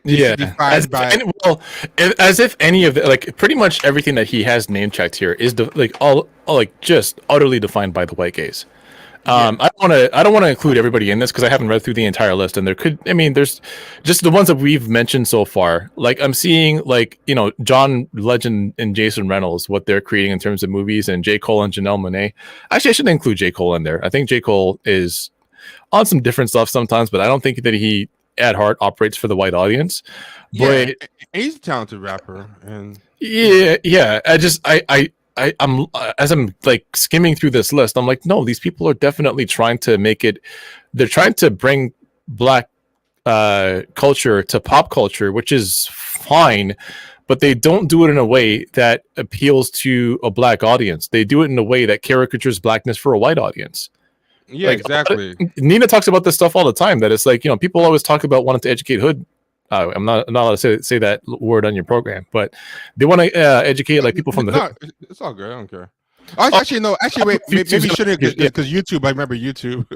Yeah, exactly. Fucks with us over that. Yeah. Yeah. I don't want to bring the YouTube algorithm down on you, but yeah, like Nina talks about this all the time. That, you know, it's a lot of people, like black people that didn't grow up poor, that, you know, didn't grow up in the hood, that want to like bring the hood to white people, and it's never authentic because they didn't grow up there. So they want to develop cachet for white people, and then what they want to do with the cachet that they develop is turn around and educate black people from the hood, when it's like, so they don't really exist to you. They're just like an empty vessel for you to pull your ideas from.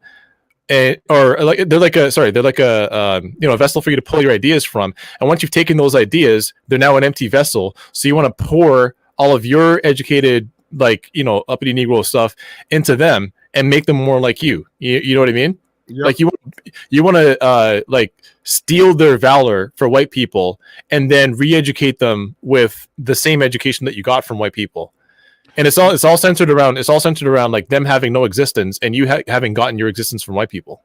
But also something else with that. I think he said is right, but the end goal at the end of the day is, even though you're stealing the valor and kind of using the borrowed emotional response from their struggle, the end goal of it is to eventually focus it on your own bourgeois striver problems. So you're gonna piggyback on all the problems, make movies about police brutality, their struggle, but then the final chapter is gonna be about, is my movie about the poor black people's struggle gonna get an Oscar or not? Oscar so white. Yeah.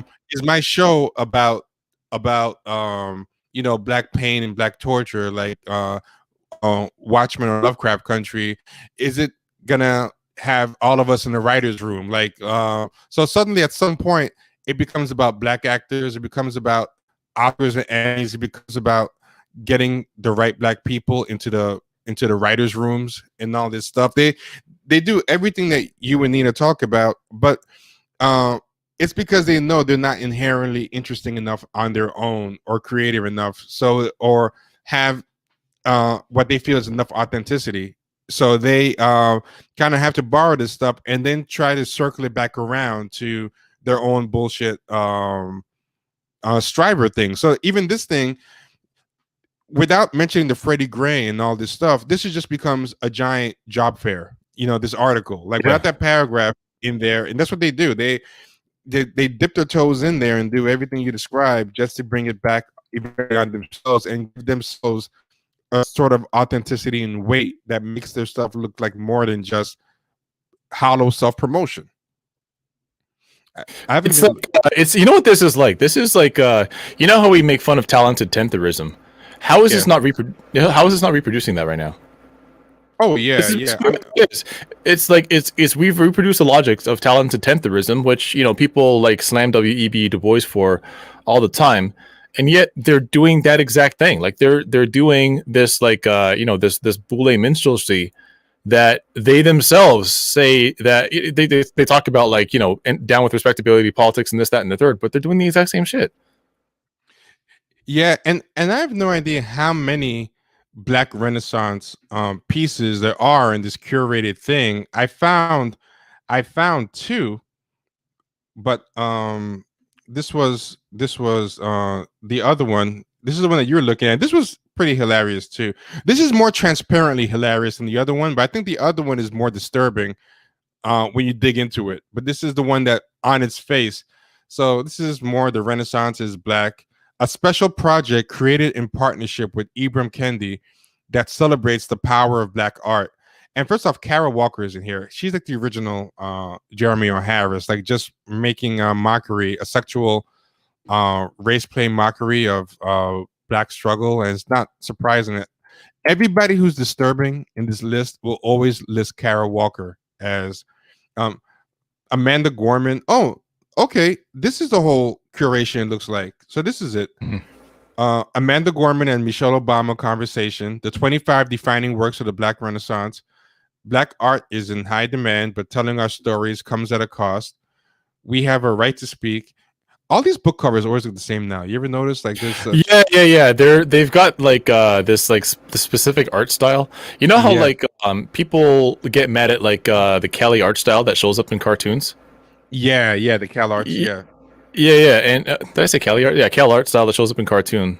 Again, I'm sorry, I'm very tired. But yeah, like when it comes to black produced literature, it always has like, as a matter of fact, the 3 fonts that I can see in those books and the background, it always looks like that. Like it's just this like these amorphous like color filled blobs that looks like a child's paint by numbers. You know what I mean? Even the room, look at that, and the clock. Everything is just so cliched. Yeah. How Hollywood so often gets Black history wrong. Black filmmakers are setting the record straight, and I think the movie we just saw is in here. You see this, the Black Messiah, Yeah. Judas and the Black Messiah. I mean, the constant like reach arounds they're giving each other in print. How Black musical artists revolutionized the sound of protest. Oh man, there's a lot to dig into here. The story. This is a major untalented offensive push to kind of really normalize themselves. I think trying to really solidify and calcify themselves as the Black movement. But what's so different than other Black movements is that unlike the Harlem Renaissance, which was very much a grassroots thing that was elevated by people on the ground who were pushing this stuff. This is purely selected by white people. This is purely like a top-down thing that they're trying to create, with white liberals and a handful of Black people who are already in the room. It's not very organic at all. I don't think these are things that your average Black person is really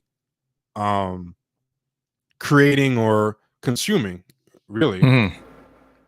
And this is Go ahead. No, somebody I know on Twitter just chimed in with something, and I was like, wow, that actually makes a lot of sense.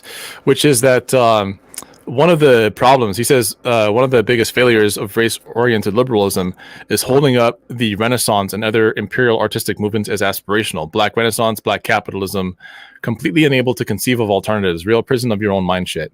And that's like, that is 100% correct. Like, you have to, and I think that actually kind of cuts to the heart of this article that we're reading here. Like, you have to imagine Black people as having come up with like a race analog to artistic and creative and historical movements that people who are considered white, I don't know, because like, the Renaissance was not just like, it wasn't white led. Like the concept of whiteness didn't really exist back then, but we consider the Renaissance to be like a movement of white creation, like science, where it comes to arts, the sciences, etc. It's and presentism. Yeah, exactly. And it's like, so when we do it, it's our own version of that, and it's like, no, you're actually doing something completely different. Like when we talk about like, and as a matter of fact, if you want to talk about the Harlem Renaissance, like I think that was a very similar critique that was lodged back then, was that the Harlem Renaissance is like did then what Ibram Kendi is trying to do now with this Black Renaissance piece. Oh, interesting. So there was that critique back then. Yeah. And I'm like very vague in my recollection, but I know that I have read about this. That for the Harlem Renaissance, the critique was that it was like the bourgeois elements of Black society that were able to like promote their work, and like that their creations, whether in literature, in art, in film, etc., that stood in for Blackness altogether. Like they were basically like the racial representatives to America. Is that the Alan Locke New Negro type thing, and Zora Neale Hurston trying to push back more of a folk? Yeah. So I think that this actually makes a lot of sense, and just seeing that critique, Yeah, I completely get that. Like we're not able to like really conceive of blackness outside of like American capitalism or like outside of imperialism versus just like coming up with something ourselves. And the thing is, there's been so many like artistic and scientific movements inside like the African continent, South America, the Caribbean, etc. You know, each with their own like names, dates, etc. That I think we can do better than this. And I think that it's in a way this is kind of good that it ties you know, like an imperialist concept to black assimilationism, because it leaves room for, it's like, all right, you know, you have your little club and you get together with these white people and show them, you know, your work and show them what you're worth. Go ahead and do that. And the rest of us have all of the space and time available to go create what we need to. You know what I mean? Yeah, yeah, for sure, for sure. And this was the first thing I found, the 25 defining works of the Black Renaissance. And I actually don't know this one. Time. I don't think I saw that one. It's probably somebody's friend, I'm guessing. OJ Made oh, in America. Is that a black production? I have no idea. It's 30 for 30 miniseries. I didn't watch it. Um, Kendrick Lamar, Slave Play, of course, is on there. And this article is written the same way. It says by Time staff, but again, more of the links. You know, this one links to the other article that we just read. Yeah. Mentors. It's a link to Ava DuVernay. Paintings is an interview with Kehinde Wiley and Amy Sherald. Soundtrack to a Movement is another article. It links to another article in this curated bunch. Then here comes the works of this new canon. Like, how obnoxious it is to call yourself a canon. Like, one thing I'll say, was there a similar thing with the Harlem Renaissance released a promotional PR piece that like this? There might have been. I wonder what the equivalent would have been in print.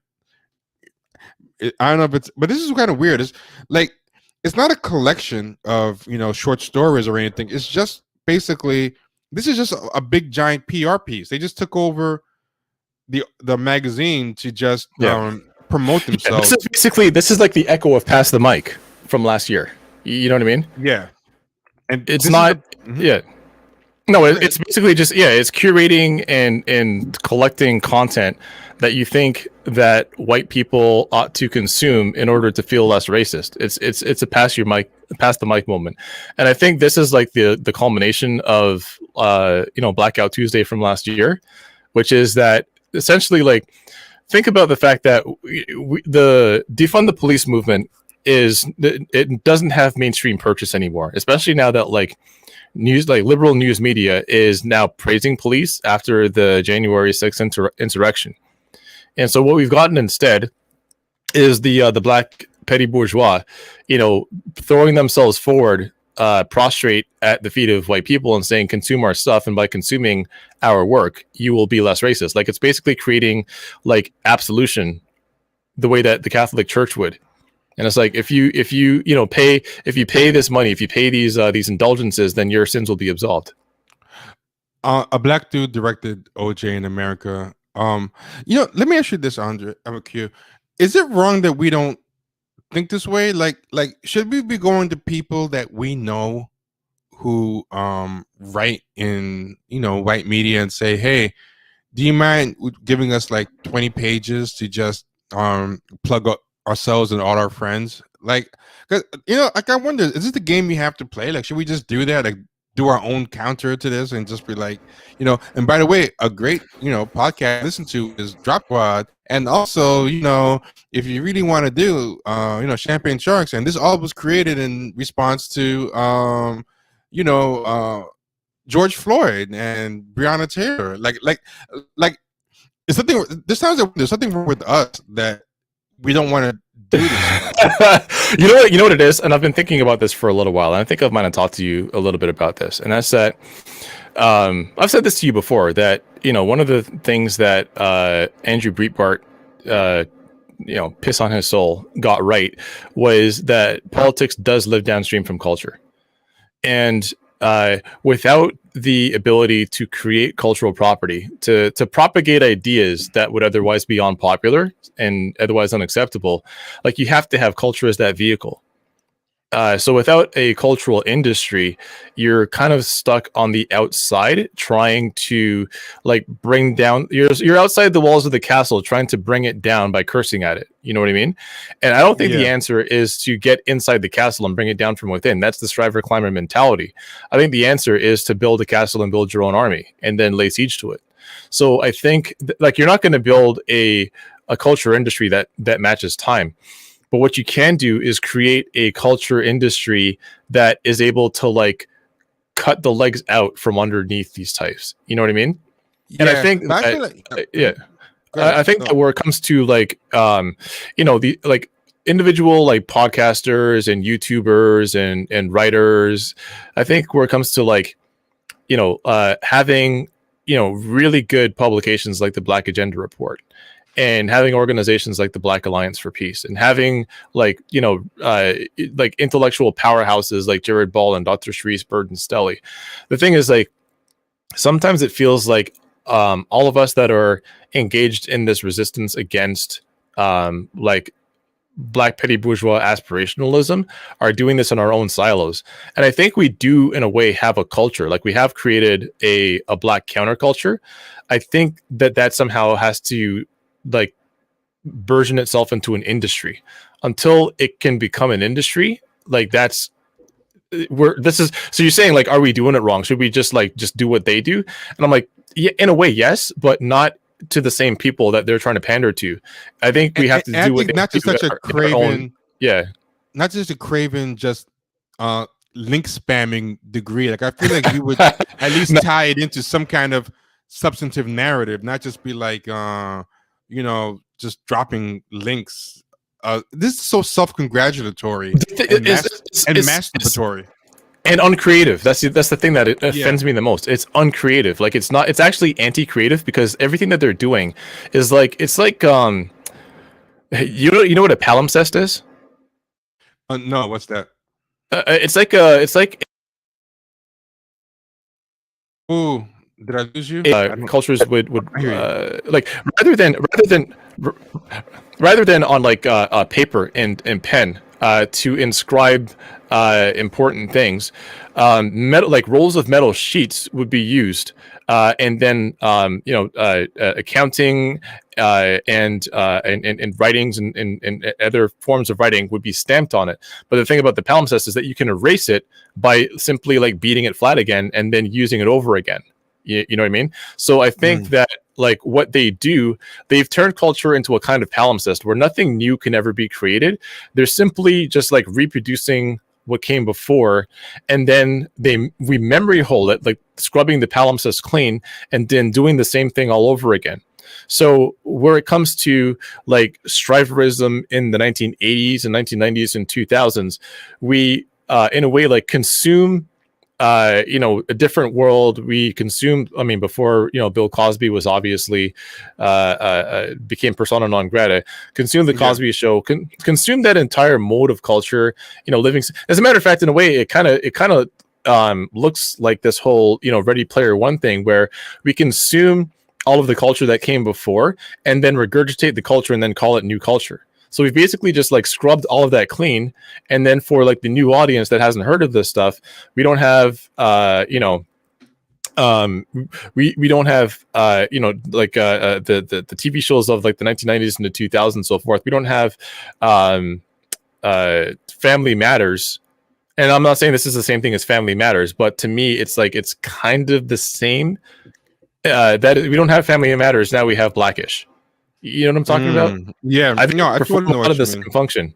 Yeah. Like where I watch Family Matters, and I'm like, oh my god, that was fucking cringe. We actually used to watch this and like it, but it's like we consumed it because that's just what we enjoyed, and it was respectable enough to like have white people watch it and not be embarrassed by it. And I think Blackish is actually even more craven than Family Matters in a way.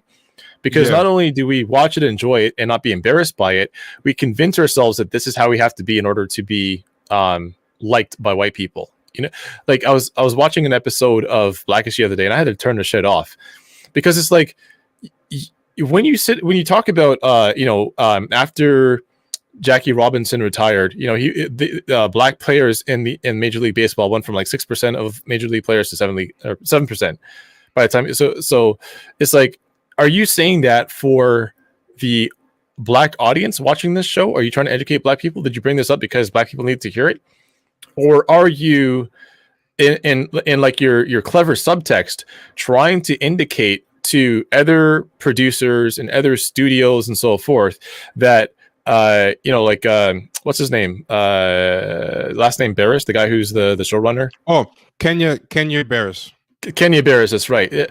Is he like trying to put that out for the audience to hear, or is he trying to is that a dog whistle that the producers are supposed to hear? So in a way, like, I think that we're doing what already came before, but we have that extra added layer of cynicism. I shouldn't say we, but like, these black, like, mediocre creative types, they are adding an extra layer of cynicism on top of a formula that has already been used multiple times. And I think that, so to your point about should we be this craven? No, absolutely not. I think there's a template or formula that can be used, but it doesn't involve any of that cynicism. I think we kind of have to go the indie route. You know what I mean? Yeah, I think so, and I think there's a way to do this without like just giving up all integrity and self-respect. Yes, for sure. I want to show this panel real quick. The panel is I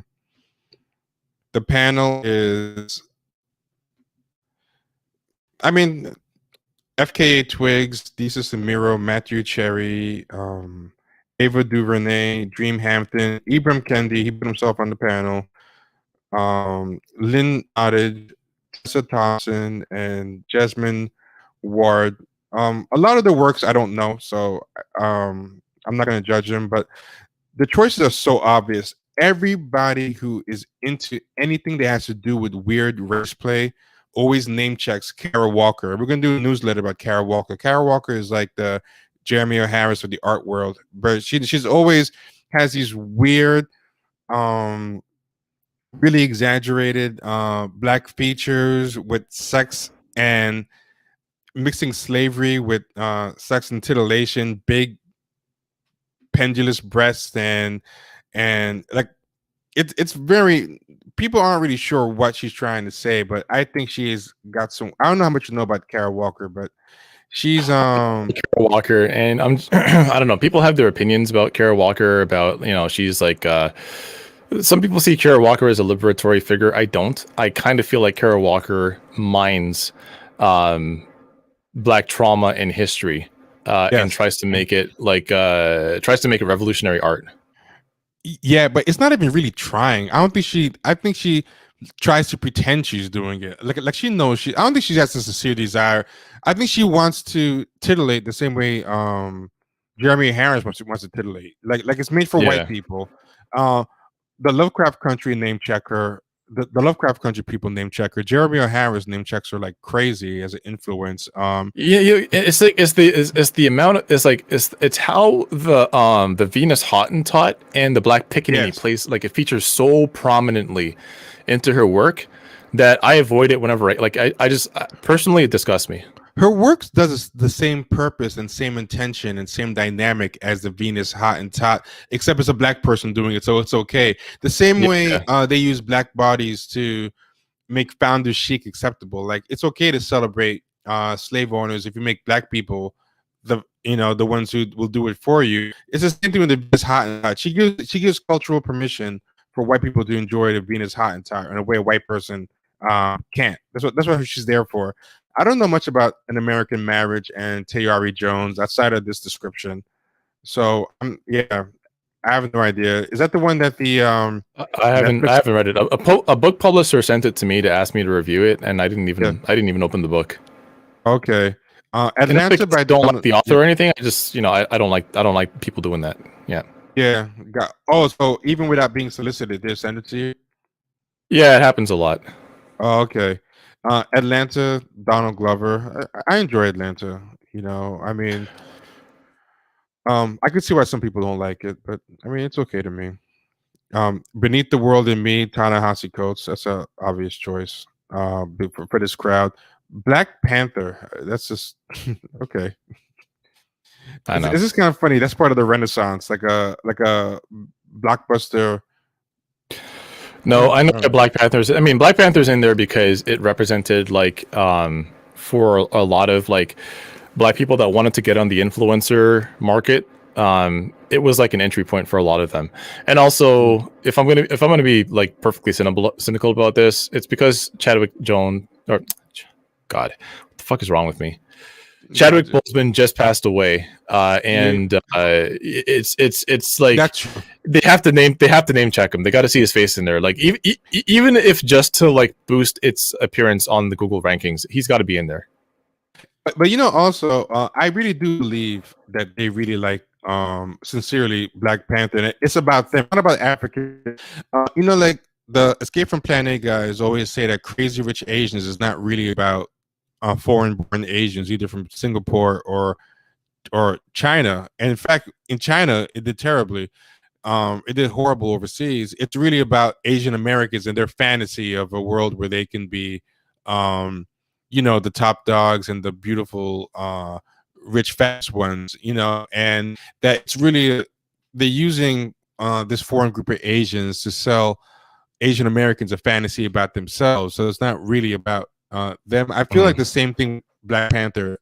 That's why I always call these guys Wakandans, because the Wakandans don't really represent Africa. It really represents like the untalented tents view themselves of themselves. and their untapped potential and what they would be if white people would just stop being racist and get out the way and give them a seat at the table. Like this is what I think it's been worse than that.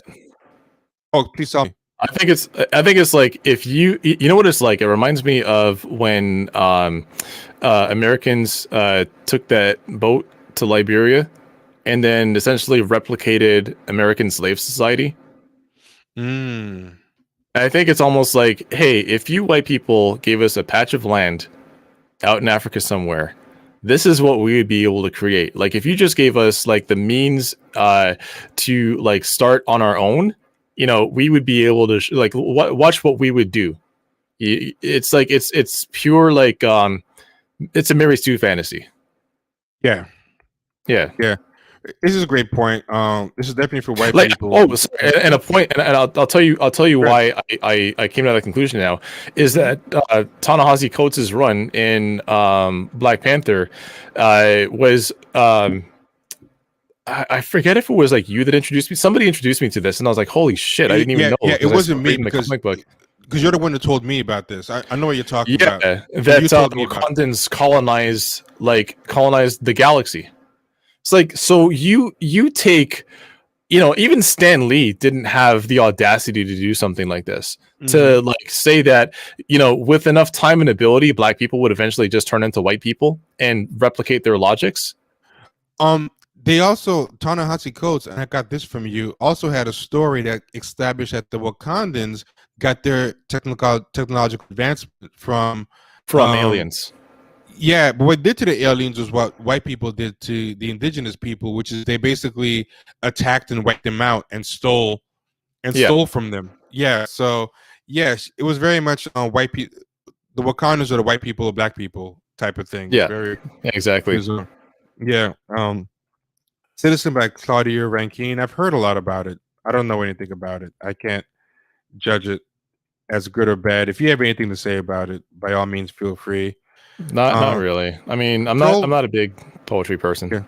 Yeah. Controlled by SZA. I've heard some of her music. She seems okay to me. She's just annoying in that she lies about things like never having had a TV. And they pulled up some old social media posts of her room where there's a TV in it. And they're like, why would you lie about it? Yeah. Yeah, she posted something on social media like, "Hey guys, I've never had a TV. Can someone explain to me what I should watch on it?" And it was like, "Oh my god, she's so deep." And then someone pulled out an old social media post, and there's a TV in her room hanging on the wall. I think SZA, in a way, did what a lot of like these influencers have been trying to do for a very long time, and that she memed herself into existence. Yeah. They mentioned Get Out. The Hate You Give. This was a terrible book, by the way. I've read that book. It's really bad, just on a prose level. Which one? It's The Hate You Give. It's oh my god, I hate that book so much. Oh my god, the book It's is so badly written, yeah. like laughably. Yeah. Oh my god. No, But people are when people were like bagging on the movie, a lot of folks were like, "Well, have you read the book?" And the I'm book just is like, worse than the movie.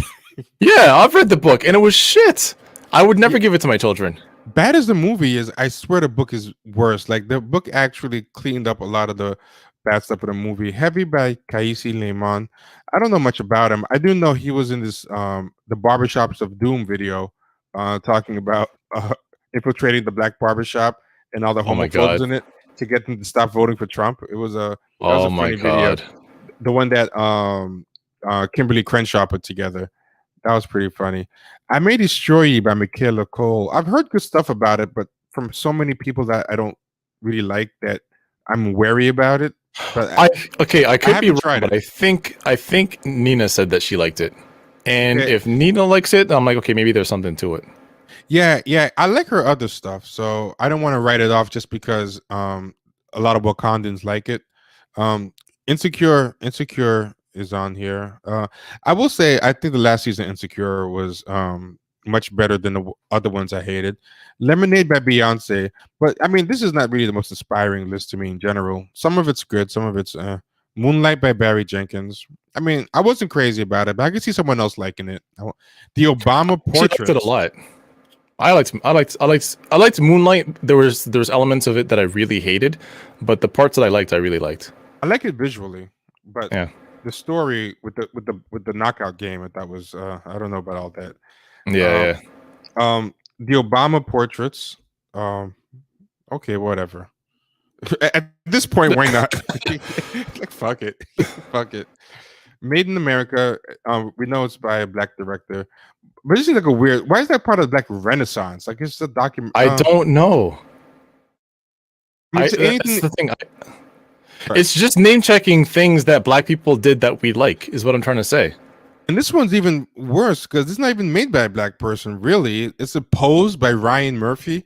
I mean, there's black people involved in it, I guess, as actors and co-producers, but this is proposed as part of the Black Renaissance. Like, really? That's just weird.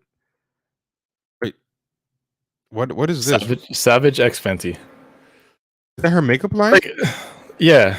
Oh, well, she's got a clothing line too. I'm pretty sure. Wait, is Savage Fenty her? Yeah, it's her clothing line. Oh wait, this is her runway show. Her runway show. That's like making a commercial. Part of a Renaissance. Like So her makeup line is Fenty Beauty, and Savage Fenty is her like. Is it clothing or is it just lingerie? I think it's lingerie. Yeah, it's a runway show for her lingerie brand. They said it set a new standard for fashion presentation. So basically, you're just promoting commercials now. Like, Oh, brother. I mean, I'm sure it was okay. a good runway show, but A Seat at the Table. Wow, her album was called A Seat at the Table. That's very on the nose for this crowd. Wow, that's really on the nose. You know what it was is like when I listened to that album, I enjoy this, but I feel like I'm just not woke enough for it. And it took me a little while to realize, like, oh, it's definitely wasn't made for me. It was made for people that want a seat at that table. Yeah, you know what it is I don't like about Moonlight. This is what I hate about. One thing I hate about Moonlight, even though I like a lot of the visuals and stuff, is that it's a white savior movie without the white savior, and people like fall for it. So, like, I call it a black non-savior movie, and a black non-savior movie, like Precious, is a black non-savior movie. What they do is they say, "Oh, you don't like a white savior movie? Oh, we get it. So let's get a movie of basically first half of a white savior movie, except the white person doesn't show up. So the white savior is still implied, like the idea." And Precious had a lot of that, where she kept fantasizing about white people coming to take her out of her misery, or at the very least, like biracial or racially ambiguous person. Everybody in the movie who comes close to halfway saving her is half white, but there's no actual literal white savior, so that makes it okay. And the same thing with Moonlight. Like, these people are so superficial and optically driven. As long as the actual white savior that come in and save them, they fall for. And this would say about how white people always trick you with a fake concession that has a backhanded diss. So it's like, to me, the black non-savior movie is a backhanded diss that they give to these simple black people who say that they don't want a white savior movie. So they're like, hey, we won't give you a white savior movie. Here's a movie where no white savior shows up, and you guys are just living in absolute degraded hell, with knockout games and punching each other all day, and people like chasing little black kids around and calling them the F word, and it's like that was actually one thing that really, like, the more I thought about it, the more I was like, oh damn, that is like. Hold on, you broke up for a second. Yeah, okay, I hear you now. I hear you now. You broke up for a second. Oh yeah, there was nothing to indicate that the main character, I forget his name. There's nothing to indicate that he was gay. Like, nothing to indicate he was same-sex attracted as a child. It's just that was a label that was slapped on him, and like he grows into in the movie, so you know what to expect. But is it reflective of the life of a gay black boy? I don't know about all that. Yeah.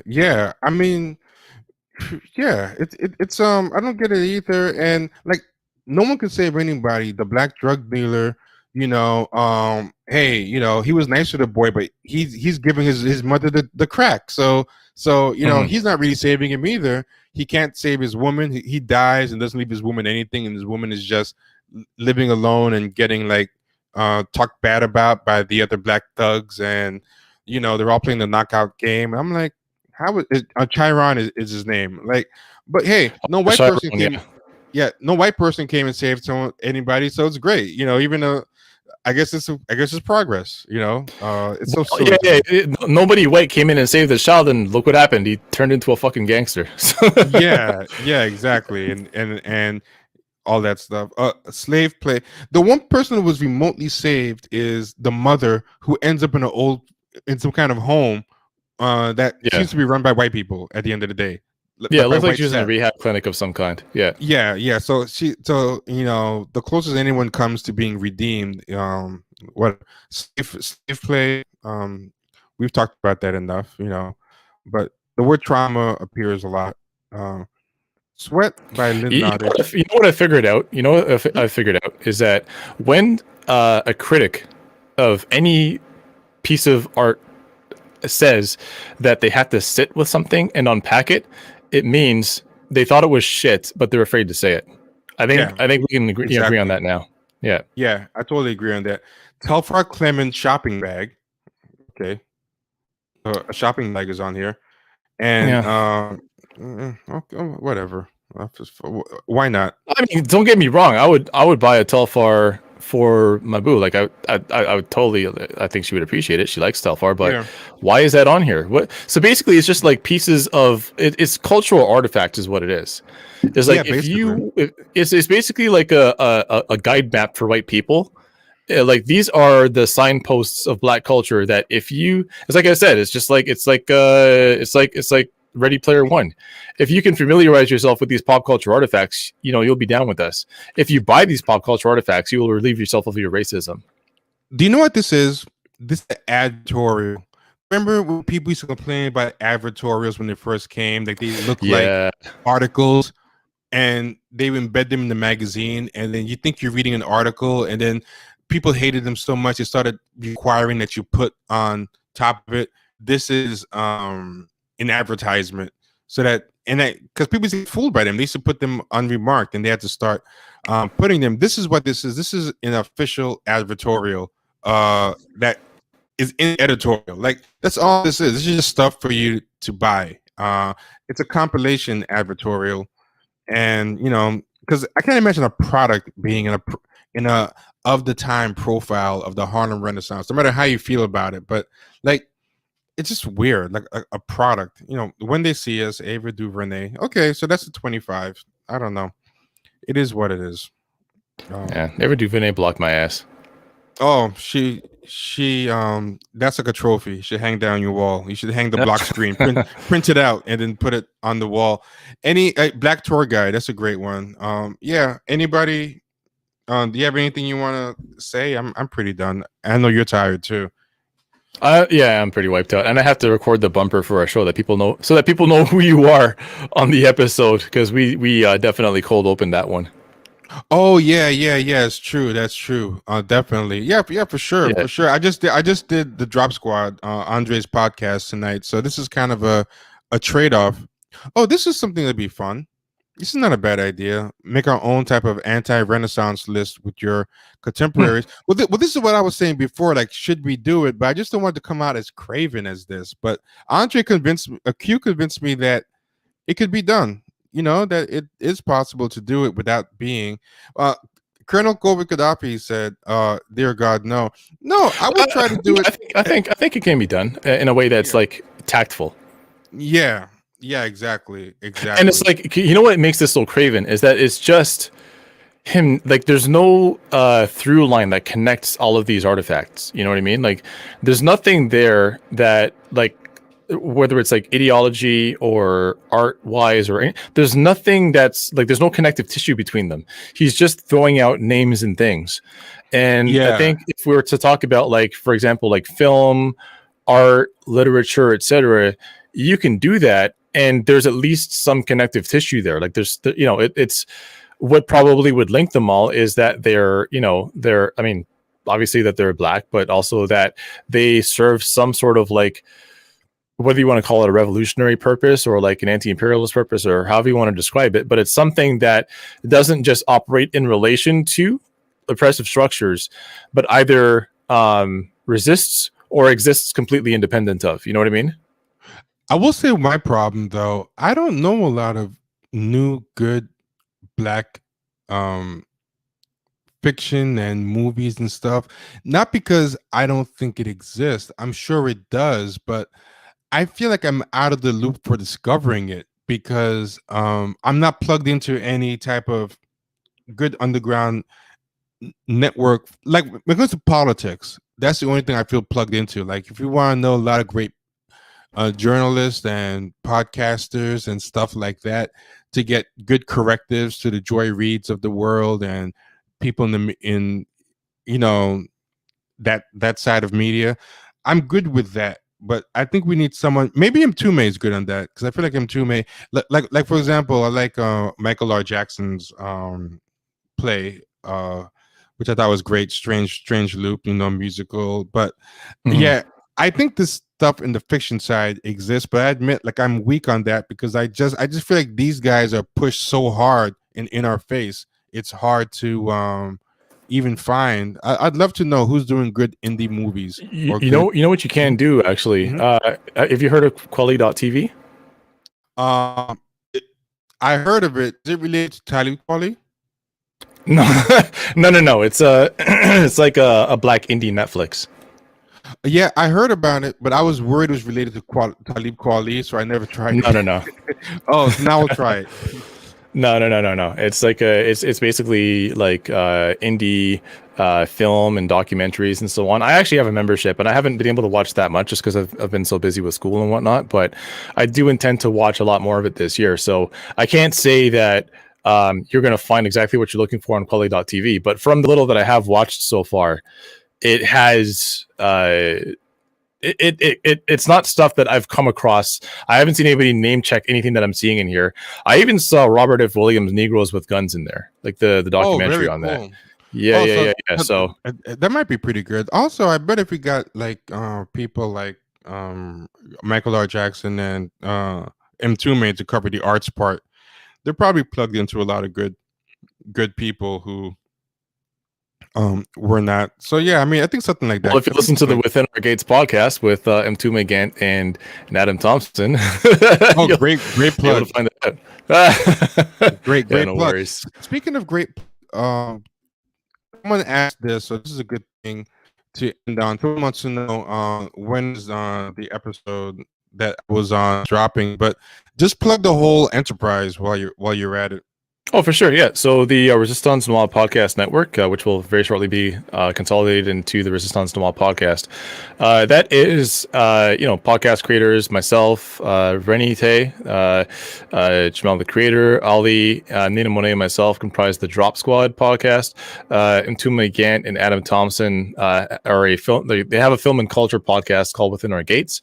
Nina Monet, Vita Star, and Kaylee Swift have the African Revolt podcast, which is like a Black womanist podcast. So yeah, we've got like a ton of dope creators, and we're trying to create a very strong interconnected podcast network that does deal specifically in Black history and Black revolutionary politics.